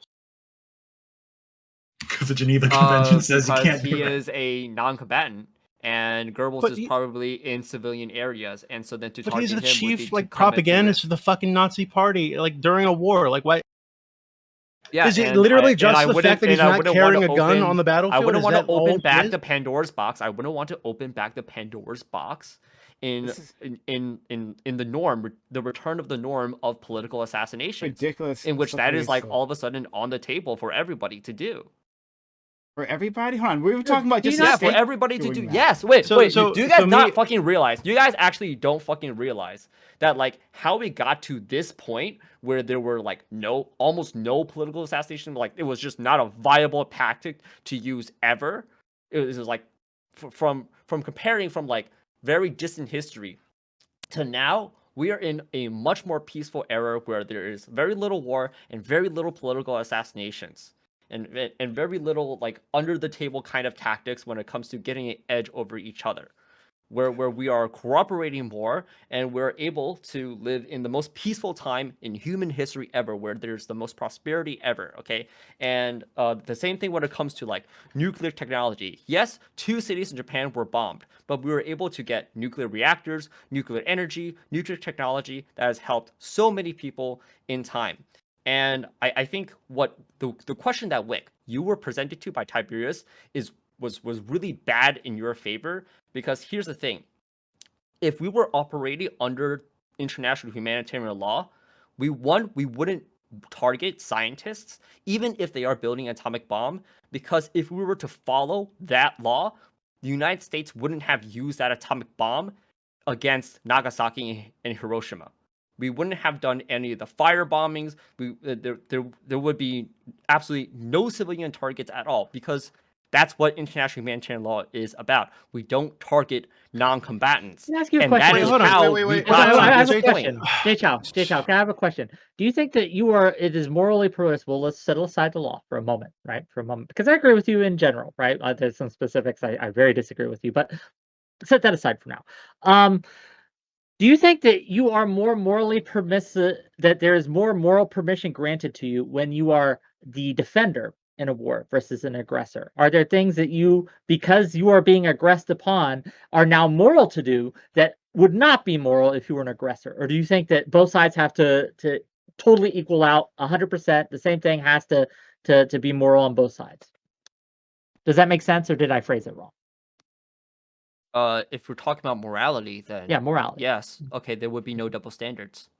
No double standards. So you don't think that the fact that you're being aggressed upon gives you certain leeway that would Liberties. that you would not be morally acceptable if you You were would the be able aggressor? to break rules that you otherwise would have had Yeah. followed. No, that's not how that works.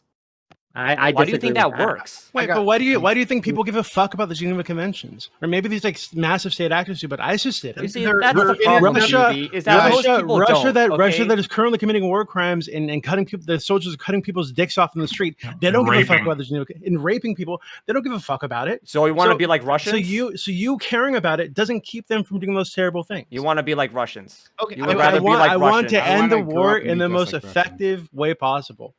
That is it. Two things here, please. Number one, or actually three. Number one, when it comes to international law, and particularly when it comes to the Geneva Convention, the reason why you should respect it, if at all, and granted, I'm going to make a case for why I disagree with Jay Chow in a second, is that it is an internationally agreed upon thing. It's not just one country or another country saying, hey, y'all should play by these rules. A lot of these have been more or less agreed upon. It's like, hey, look, we won't blow up fucking hospitals. Now, does that still happen? Yes. Sometimes it's an accident. Sometimes it's on purpose. And I will openly say that I do not trust the Russians to actually honor the Geneva Convention whatsoever right now. Number two, when it comes to the Geneva Convention, it's old as fuck. It's actually pre-World War I. So if anyone had that question, I can close that out for you. The final thing is the reason why I absolutely disagree with Jay Chow on this is, as an example, is that if we hadn't done the bombings of Hiroshima and Nagasaki, whether you agree with them or not, is that assuming that the Soviet invasion was not the reason why the Japanese actually sued for peace, was that we were looking at what we called Operation Downfall. It was two invasions of the Japanese main islands in 1946. And we expected 1 million military casualties as a result of that versus 100,000 Japanese bombed during the blast. Now, I'm not going to make the consequentialist argument. I'm going to make the ethical approach of this is my team and I'm trying to help out my team. It was the ethical thing to do to launch that attack because you were talking about a considerable waste of manpower and machinery and resources to defeat the Japanese versus the bomb. The bomb was one plane and one bomb versus what? An invasion that would have costed 2 years. With this, Tiberius. They were also military Just targets, real quick. by the way. Yeah, Both cities were I like understand. major I military understand. industrial hubs. The problem with Wait, this what? kind of example, Nagasaki, if I may, Hiroshima? just real Yes. quick, if I may, right? The problem with this example is that we can see that it worked, right? Like we can look back at the past, like, oh, of course this was the right We're playing decision a what if because here. it worked. Yeah. The problem with this is trying to apply it to future events where we don't know what affect our actions. We can guess, we can suppose, we can say maybe, but the reasons why I think it's valid, right, to not engage in war crimes and things like that is because it has an absolutely large chance, right, for you to lose, I should say, the optics war. Look at what happened in Vietnam, right, where the atrocities as they got out that we committed and things like that turned to public against the Vietnam War, right? Who lost It the was optics war. war in Wait, World War wait. II? We were look, already just- against the Vietnam War from the beginning. We Plenty of fucking people were. Dresden wait. was firebombed to fucking hell. Like, Yeah. it seems Just like to we won the actually validate- optics war anyway.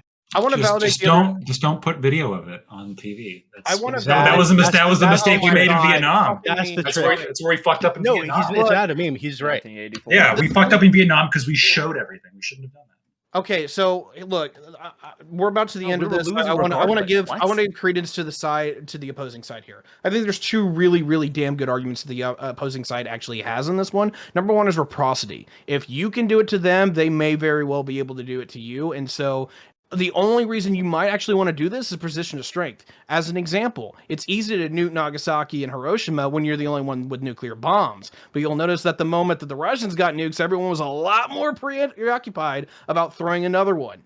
And so there is a very fucking legitimate argument when it comes to that side.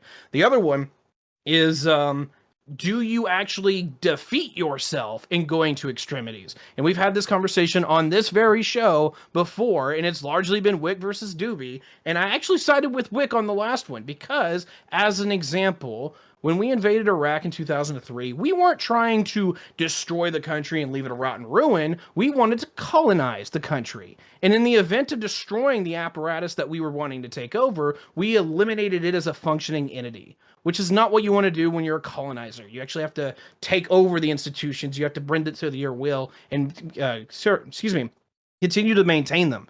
What we did effectively in Iraq was that we blew the hell out of everything that organized anything, and we've left it as an semi-anarchist state for the better part of 2 years, which now is a puppet state to the Iranians. Hooray! Strategic victory, well done, United States. Maybe you should have a better plan when you go to war next time.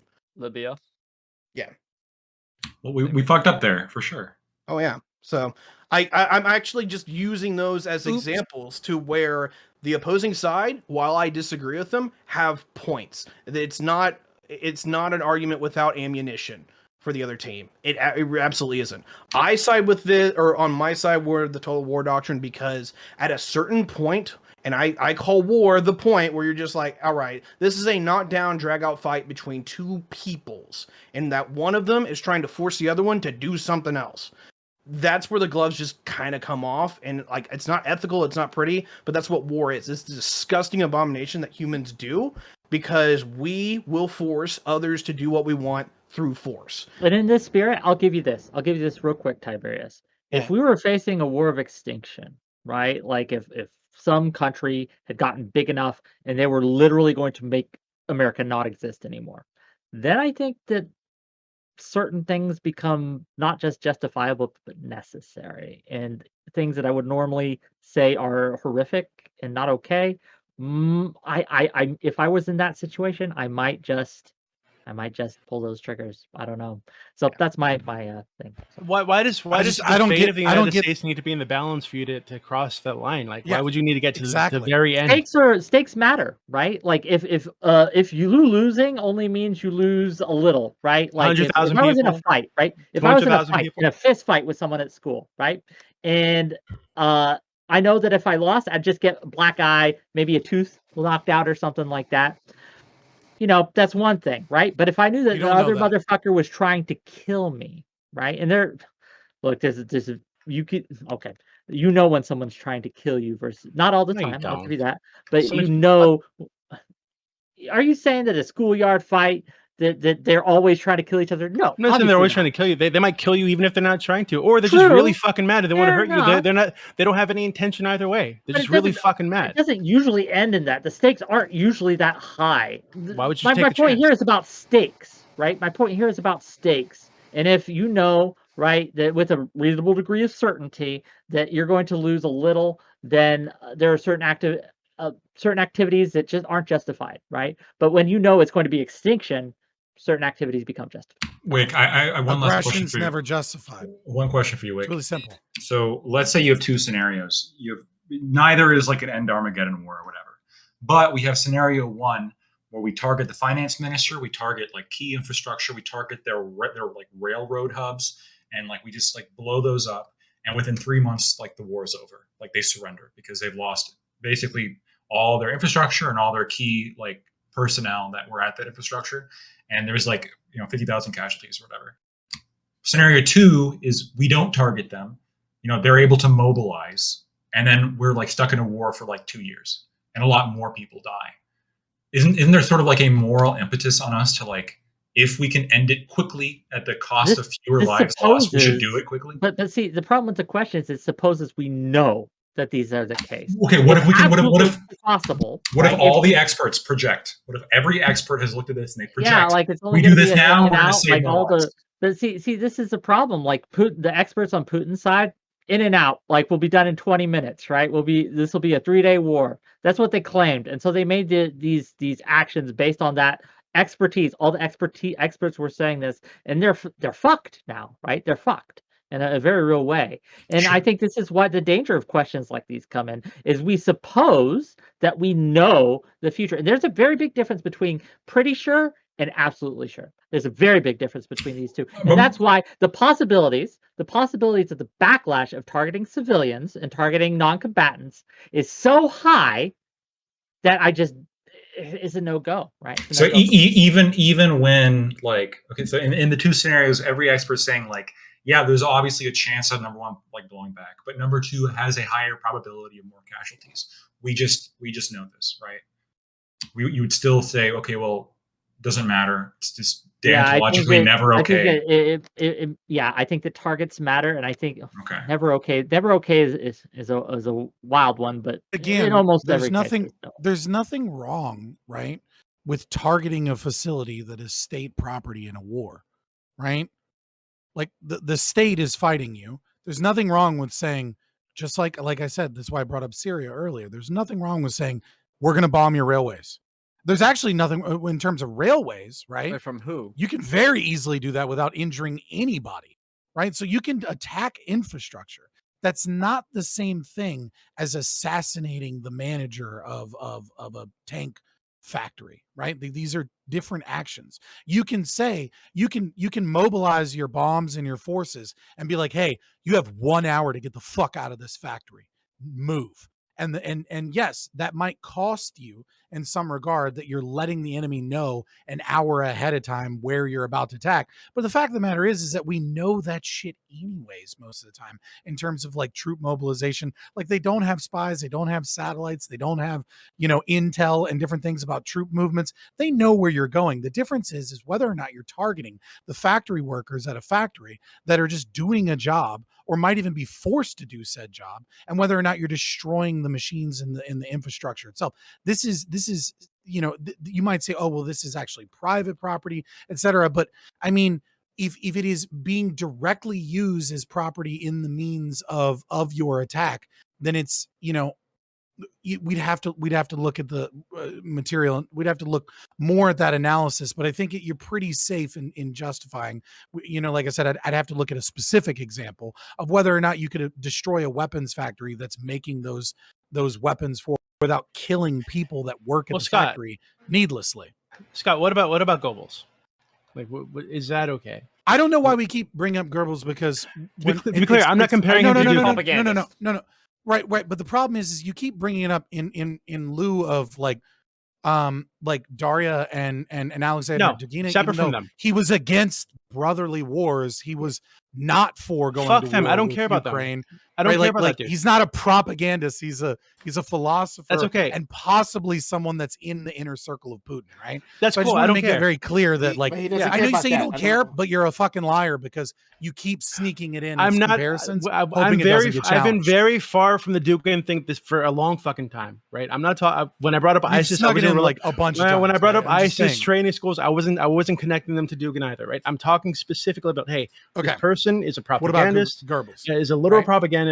At the head of the fucking propaganda arm of the Nazi Party. Radical anti-Semite, responsible for a ton of the shit going on in this country and the growth of this party.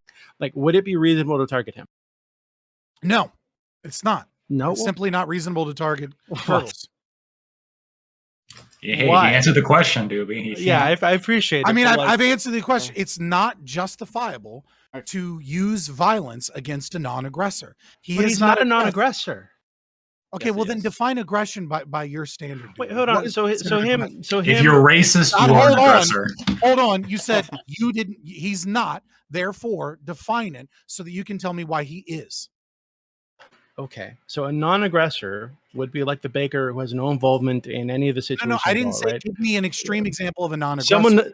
Someone who's not aggressing. A person who's not involved in the conflict in any way whatsoever, right? So, but with Goebbels, I don't know how to say the fucking name. You had somebody who was deeply involved at the head of the fucking government, encouraging the aggression, in some ways, orchestrating it, planning it, encouraging citizens to get involved. Right, and growing this fucking radical racist Nazi party, and directing them in such a way that they would hate and attack a certain group of people, right? Cool. It's all over there. All that is aggression, right? You don't get to see. You don't get to say, "Hey, I'm just telling a ton of people to go murder all the fucking Jews," and saying it's a good idea, and encouraging policies and programs. And I'm at the head of I'm at Hitler's right hand man. I'm doing all this kind of shit. I'm giving speeches to thousands of people, encouraging them to push the Jewish race out of the country. BLM organizers. You don't get to do all that. So that you're not committing any act of aggression. That's stupid. Should I go out and kill BLM organizers? I mean, the cities are burning. They're saying that America's a racist country. They're spreading an ideology of hate and Marxist philosophy. Should I kill Fanatic for that example? That's a trick question. TOS. So first off, listen. I can answer the question.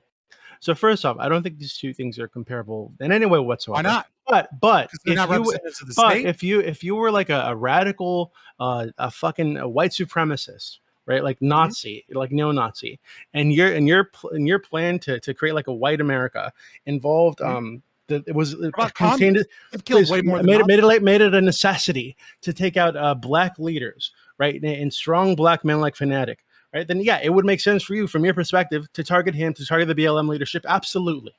Right, of course it would. Right. That doesn't mean I agree with it. That doesn't mean it's a good thing. There is a line. My line is that, hey, I'm not anti-BLM. I don't want to kill black people. Right, so this wouldn't be a good thing to do.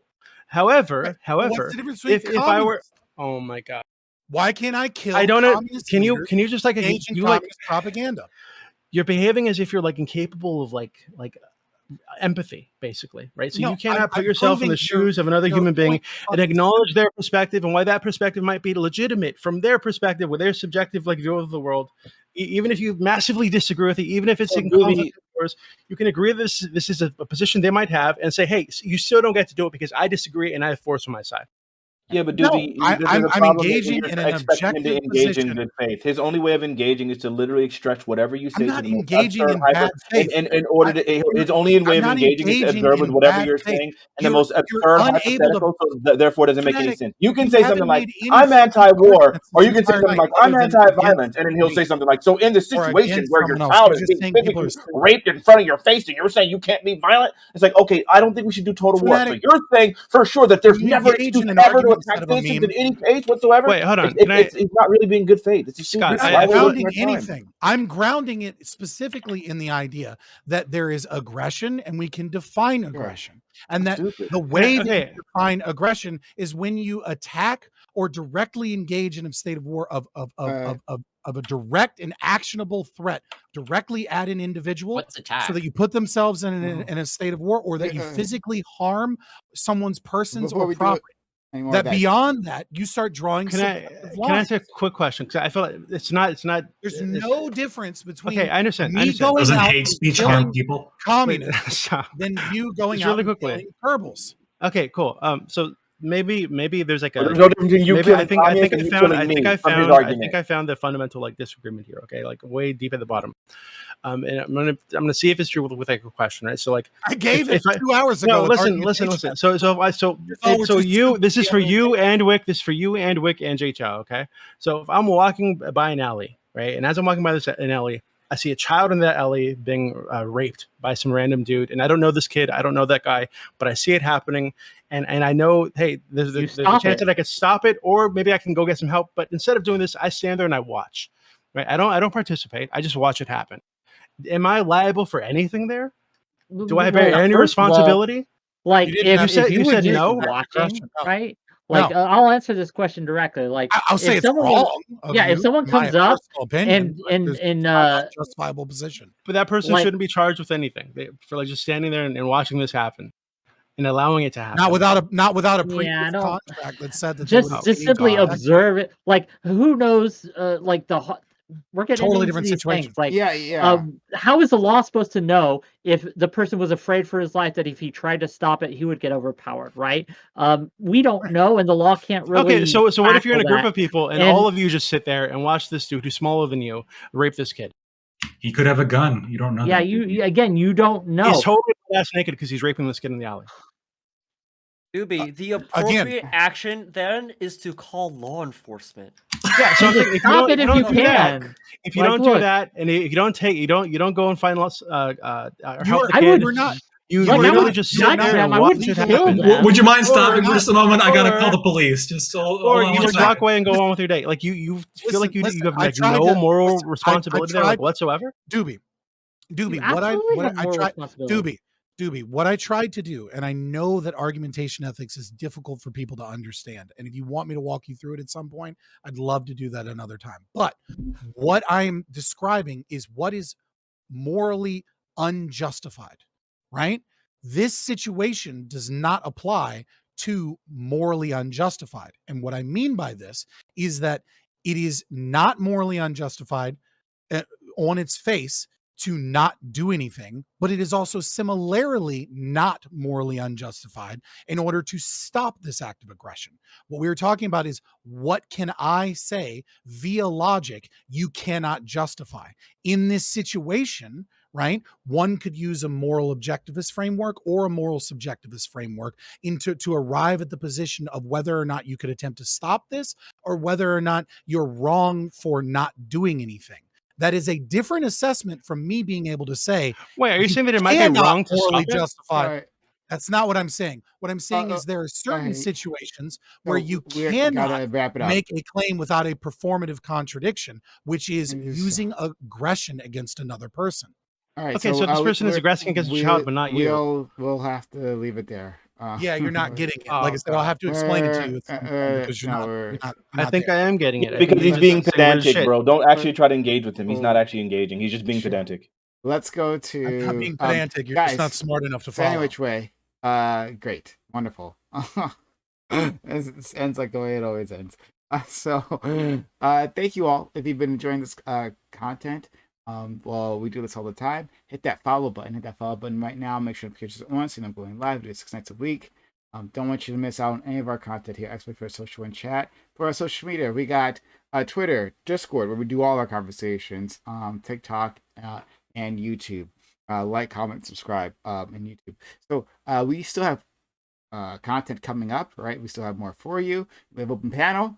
So if you agreed or disagreed or whatever that it is, you want to engage on these subjects or other subjects, then come on in. We have open panel. So we do have more content for you. Separate thing is going to be happening. Stick around for that. But we're going to give an outro to these individuals, but we're not done afterwards. So start with Wick, as we always do. It starts because he's the alpha and omega. Wick, thank you so much for being here. Right, look, I need someone. I need a foil.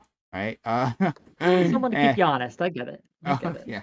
No, thank you for inviting me. I know I get a little heated. I get frustrated, even at Fnatic here, and I say words, right? And I don't necessarily dislike Fnatic, but he frustrates me. That's all I'll say. Anyway, thanks for inviting me. You can find me at twitch.tv/death of certainty, all one word. If you like my takes, if you don't like my takes, check me out. And last words on this subject.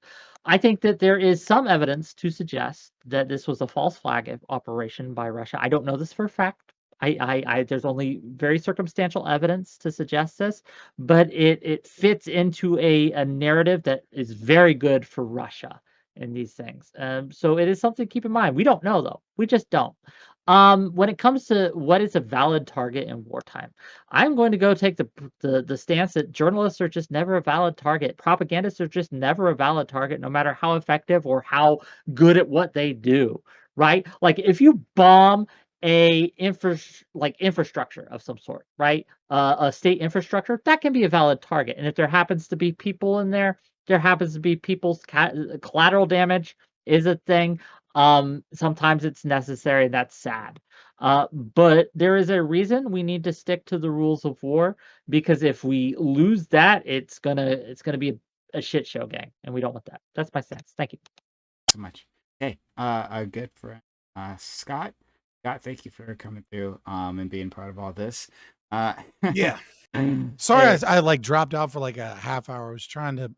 Anytime I go above 45 viewers for whatever reason, Twitch like crushes my bit rate or like just drops like 20 viewers. Or if I get like a raid at above 45, I'll actually lose viewers because I got a raid and all that weird stuff. So I had to like reset stream and reset everything because I'm not allowed to go above It's not like to 45 for some leave reason. after the raid. It's so fucking weird. No, I mean, like I'll be at like 39 and get like a 25 person raid and go to 26 instantly. It'll be like, what the fuck? So it's just, yeah. So I had to reset my stream. But other than that, good old fun. Fabian Liberty, you can come check us out. I guess I'm just going to be doing debates all week. Poly People tomorrow. Thursday, I'll be on another panel with Not So Erudite and Half Baked Takes and stuff. Friday, I'll be on the Crucible against Counterpoints. Should be fun. Check us out. I'm in my debate bro arc, I guess. And if you guys ever want to ask questions about argumentation ethics, you know, you can come and ask those too.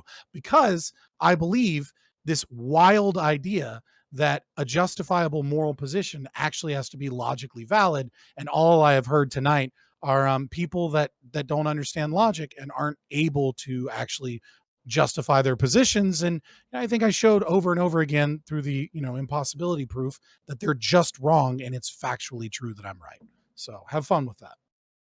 Okay. Wow, thanks so much. It's been a while and I've missed you, buddy. So, and this was a very enjoyable experience having you around. So thanks for being here. Yeah, no problem. I make political science videos on YouTube and I stream occasionally on Twitch. That's twitch.tv/jchowlive. And last words on this topic.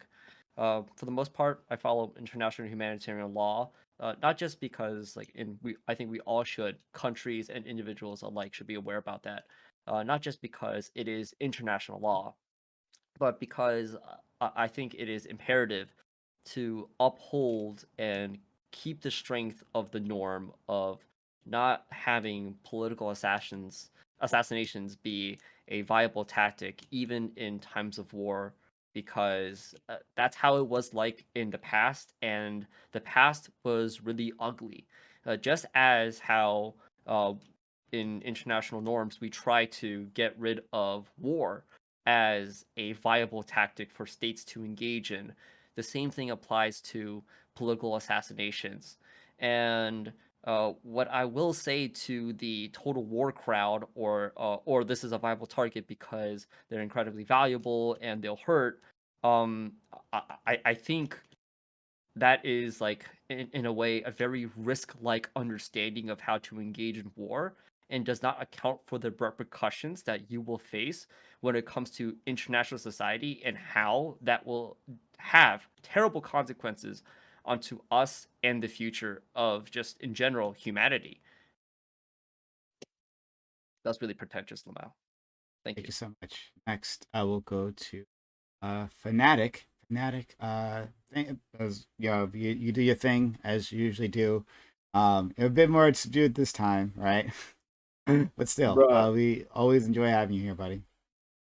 Listen, typically the way I debate is because I care so little for the opinions of the people that I'm talking to. I try to argue the things that can be proved, the things that can be like the facts, right? Like, so like in the earlier conversation when we were talking about like, hey, I'm saying factually that there is no piece of legislation that you can detach from its violence, right? Like when it comes to Black civil rights. I don't argue that because it's my opinion. I'm not even making the opinion that we should do violence or anything. I'm just saying the fact, right? Typically, what I do is try to reduce arguments down to fact-based things, so that way I don't have to entertain other people's ideas. Because you can obviously, a lot of people in these kind of conversations don't have working brains.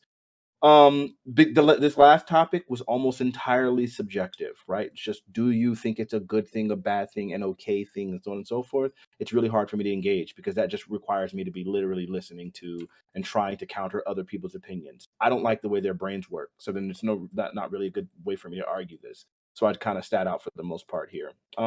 Anyway, you guys can obviously hear me argue things like, like the guilt or lack thereof for Cosby, right? Or guilt or innocence of Cosby. You can hear me. I'm in the middle of a fight. I'm playing League of Legends. You can hear me argue those kinds of things, right? Because I think that's more of an objective thing. You can figure out like, wait, is there any actual forensic evidence to the guilt of Cosby, or is it just an opinion based on like the fact that there were 60 women all claiming the same, mass-produced story, right? Like those kinds of things you'll see me get very passionate about, because then I'm like contending with facts and ideas, and then at that point it's not a matter of just, do I agree with the dummies on the opposite end of me's opinion? It's more about, is there actual fact? Is there actual evidence? And of course, there is no actual evidence to suggest that Cosby is guilty. Twitch.tv/Mr. Fanatic. You can look at my music. That's a subjective thing, right? But I think it's pretty objectively good. It's under the name Fanatic, Fanatiq. I do have objectively the best ear on Twitch, as far as like pitch is concerned. That's an objective thing. It's measurable. Check me out. Okay, need to have a pitch contest. That would be interesting. I'm curious how many people would actually take you up on that. I would love to see it. I'd love to see it. Man. Yeah. Hey, We probably more should, glory actually. to my friend Fanatic then. Absolutely. All right, but thank you, seriously, friend. All right, let's go to Corey. Corey, thank you for being here and asking some great questions. I thought you did like a really good job today. Asking some really fantastic pointed sometimes, right? But yeah, I think you did a great job asking some really pointed questions. So good work. I appreciate that. Just as I appreciate the invitation. And like, I don't know that I have a firm answer in terms of like, who's a valid target or not, based off of like, I came in pretty open of like, sure, ideally should be, reduced valid targets as combatants, but like, what is a combatant? I don't feel like I have an answer to that. The only thing that I have an answer to is like, don't harm the scientists. I think that's good enough for me. I'll leave it at that.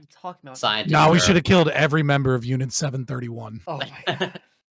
Hey, wait, I'm sorry. sorry. Just look up Geneva Conventions. Come on. One more thing I want to point out, by the way. that I did make the very clear statement that no one can name a single piece of legislation that has to do with Black civil rights that isn't associated in some way with violence. I made that statement, and they all tried to act like, no, we all disagree with you. No, you're crazy. And then notice, none of them have come up with any legislation. They still can't name it. So it seems like I'm actually right. You cannot name a single piece of legislation where that doesn't, where that's not the case. So the challenge is still there. I'm still waiting on any of you guys to do so, please. I'm not going to do that. I'm just going to Not say you, we're at anyone. outros. It's not to any individual. Any of the people that were claiming I was wrong earlier when I made that statement, the challenge is still there. Find that legislation. Wick at one point attempted to talk about the the one in 64, but of course there was violence for that too. So again, the challenge is still there. I don't think anybody was able to do so. I don't think anyone can, because it is factually accurate that we never seem to get Black civil rights in this country without violence. I'm sorry. Okay. Excuse me, sir. This is a Wendy's. I mean, this is the outros. I'll Go try ahead. to wrap it up quickly. I'm Corey Campbell. Super grateful to be here. Always a pleasure with Wick, Scott, Jay Chow. Pleasure to meet you. I don't think I've been on a panel with you, but I will say you have a great camera. You made some great points as well. Fanatic, also always a pleasure. And if you ever want to, out of curiosity, want to go over some climate change research, I'd be more than happy to like either walk you through it or cover some. That would be a great pleasure of mine. And Tiberius, always a pleasure, and my fellow Canuck, Lactoid. Can't thank you enough to, be on these panels with me to represent the true North. And Doobie, also always a pleasure. I'm Corey Campbell, PhD candidate in biochemistry.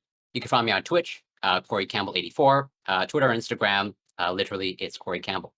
Thanks again. Okay. Thank you so much. Let's go to Tiberius. Tiberius, thank you also for stopping by, jumping in. Much appreciated. Hey man, this was fun. Like sometimes I'm a little like, oh, I don't know about this one, but I was having a shitty day and I just noticed I'm like, wow, Prime had these topics and didn't even reach out. But then you let me come on in, so I really appreciate it, man. It really made my night, and I was glad to argue the 2 points in the particular way that I did. I don't think I need to recap any of that for anybody, so. If for some reason you don't know me, but I'm pretty sure you all do it right now, we're all vets here, is that I'm Tiberius D. I talk geopolitics, but I also talk like political structure, political theory, and economic structure and theory. And then every now and again, I just nerd out and talk about Star Trek or Star Wars or whatever else. You can catch me on YouTube and Twitch, or you can watch me and Connor Points hang out on the Mask Off podcast on Sundays. Without further ado, I want to thank my fellow panelists, because we all know each other, we all love each other, and while y'all aren't respectful to each other this episode, y'all were respectful to me, and I always appreciate that. So thank you, each and every one of you. And I can't wait for the next one. It's been a pleasure this evening. Okay. Thank you so much. Next we go to Lactoid, and look, Lactoid is upset. He's upset because we keep blowing his cover, right? Lactoid is clearly a secret agent, a member of whatever inferior form of the CIA that the Canadians have. So he's doing his best. What's it called? CSIS. CSIS. Okay. Yeah. That sounds so pathetic. Oh my god. So this is a disinformation campaign, right? Corey Campbell is a open propagandist. I'm having to correct people in chat. There are people who are thinking I'm a Canadian. This is good. Like people.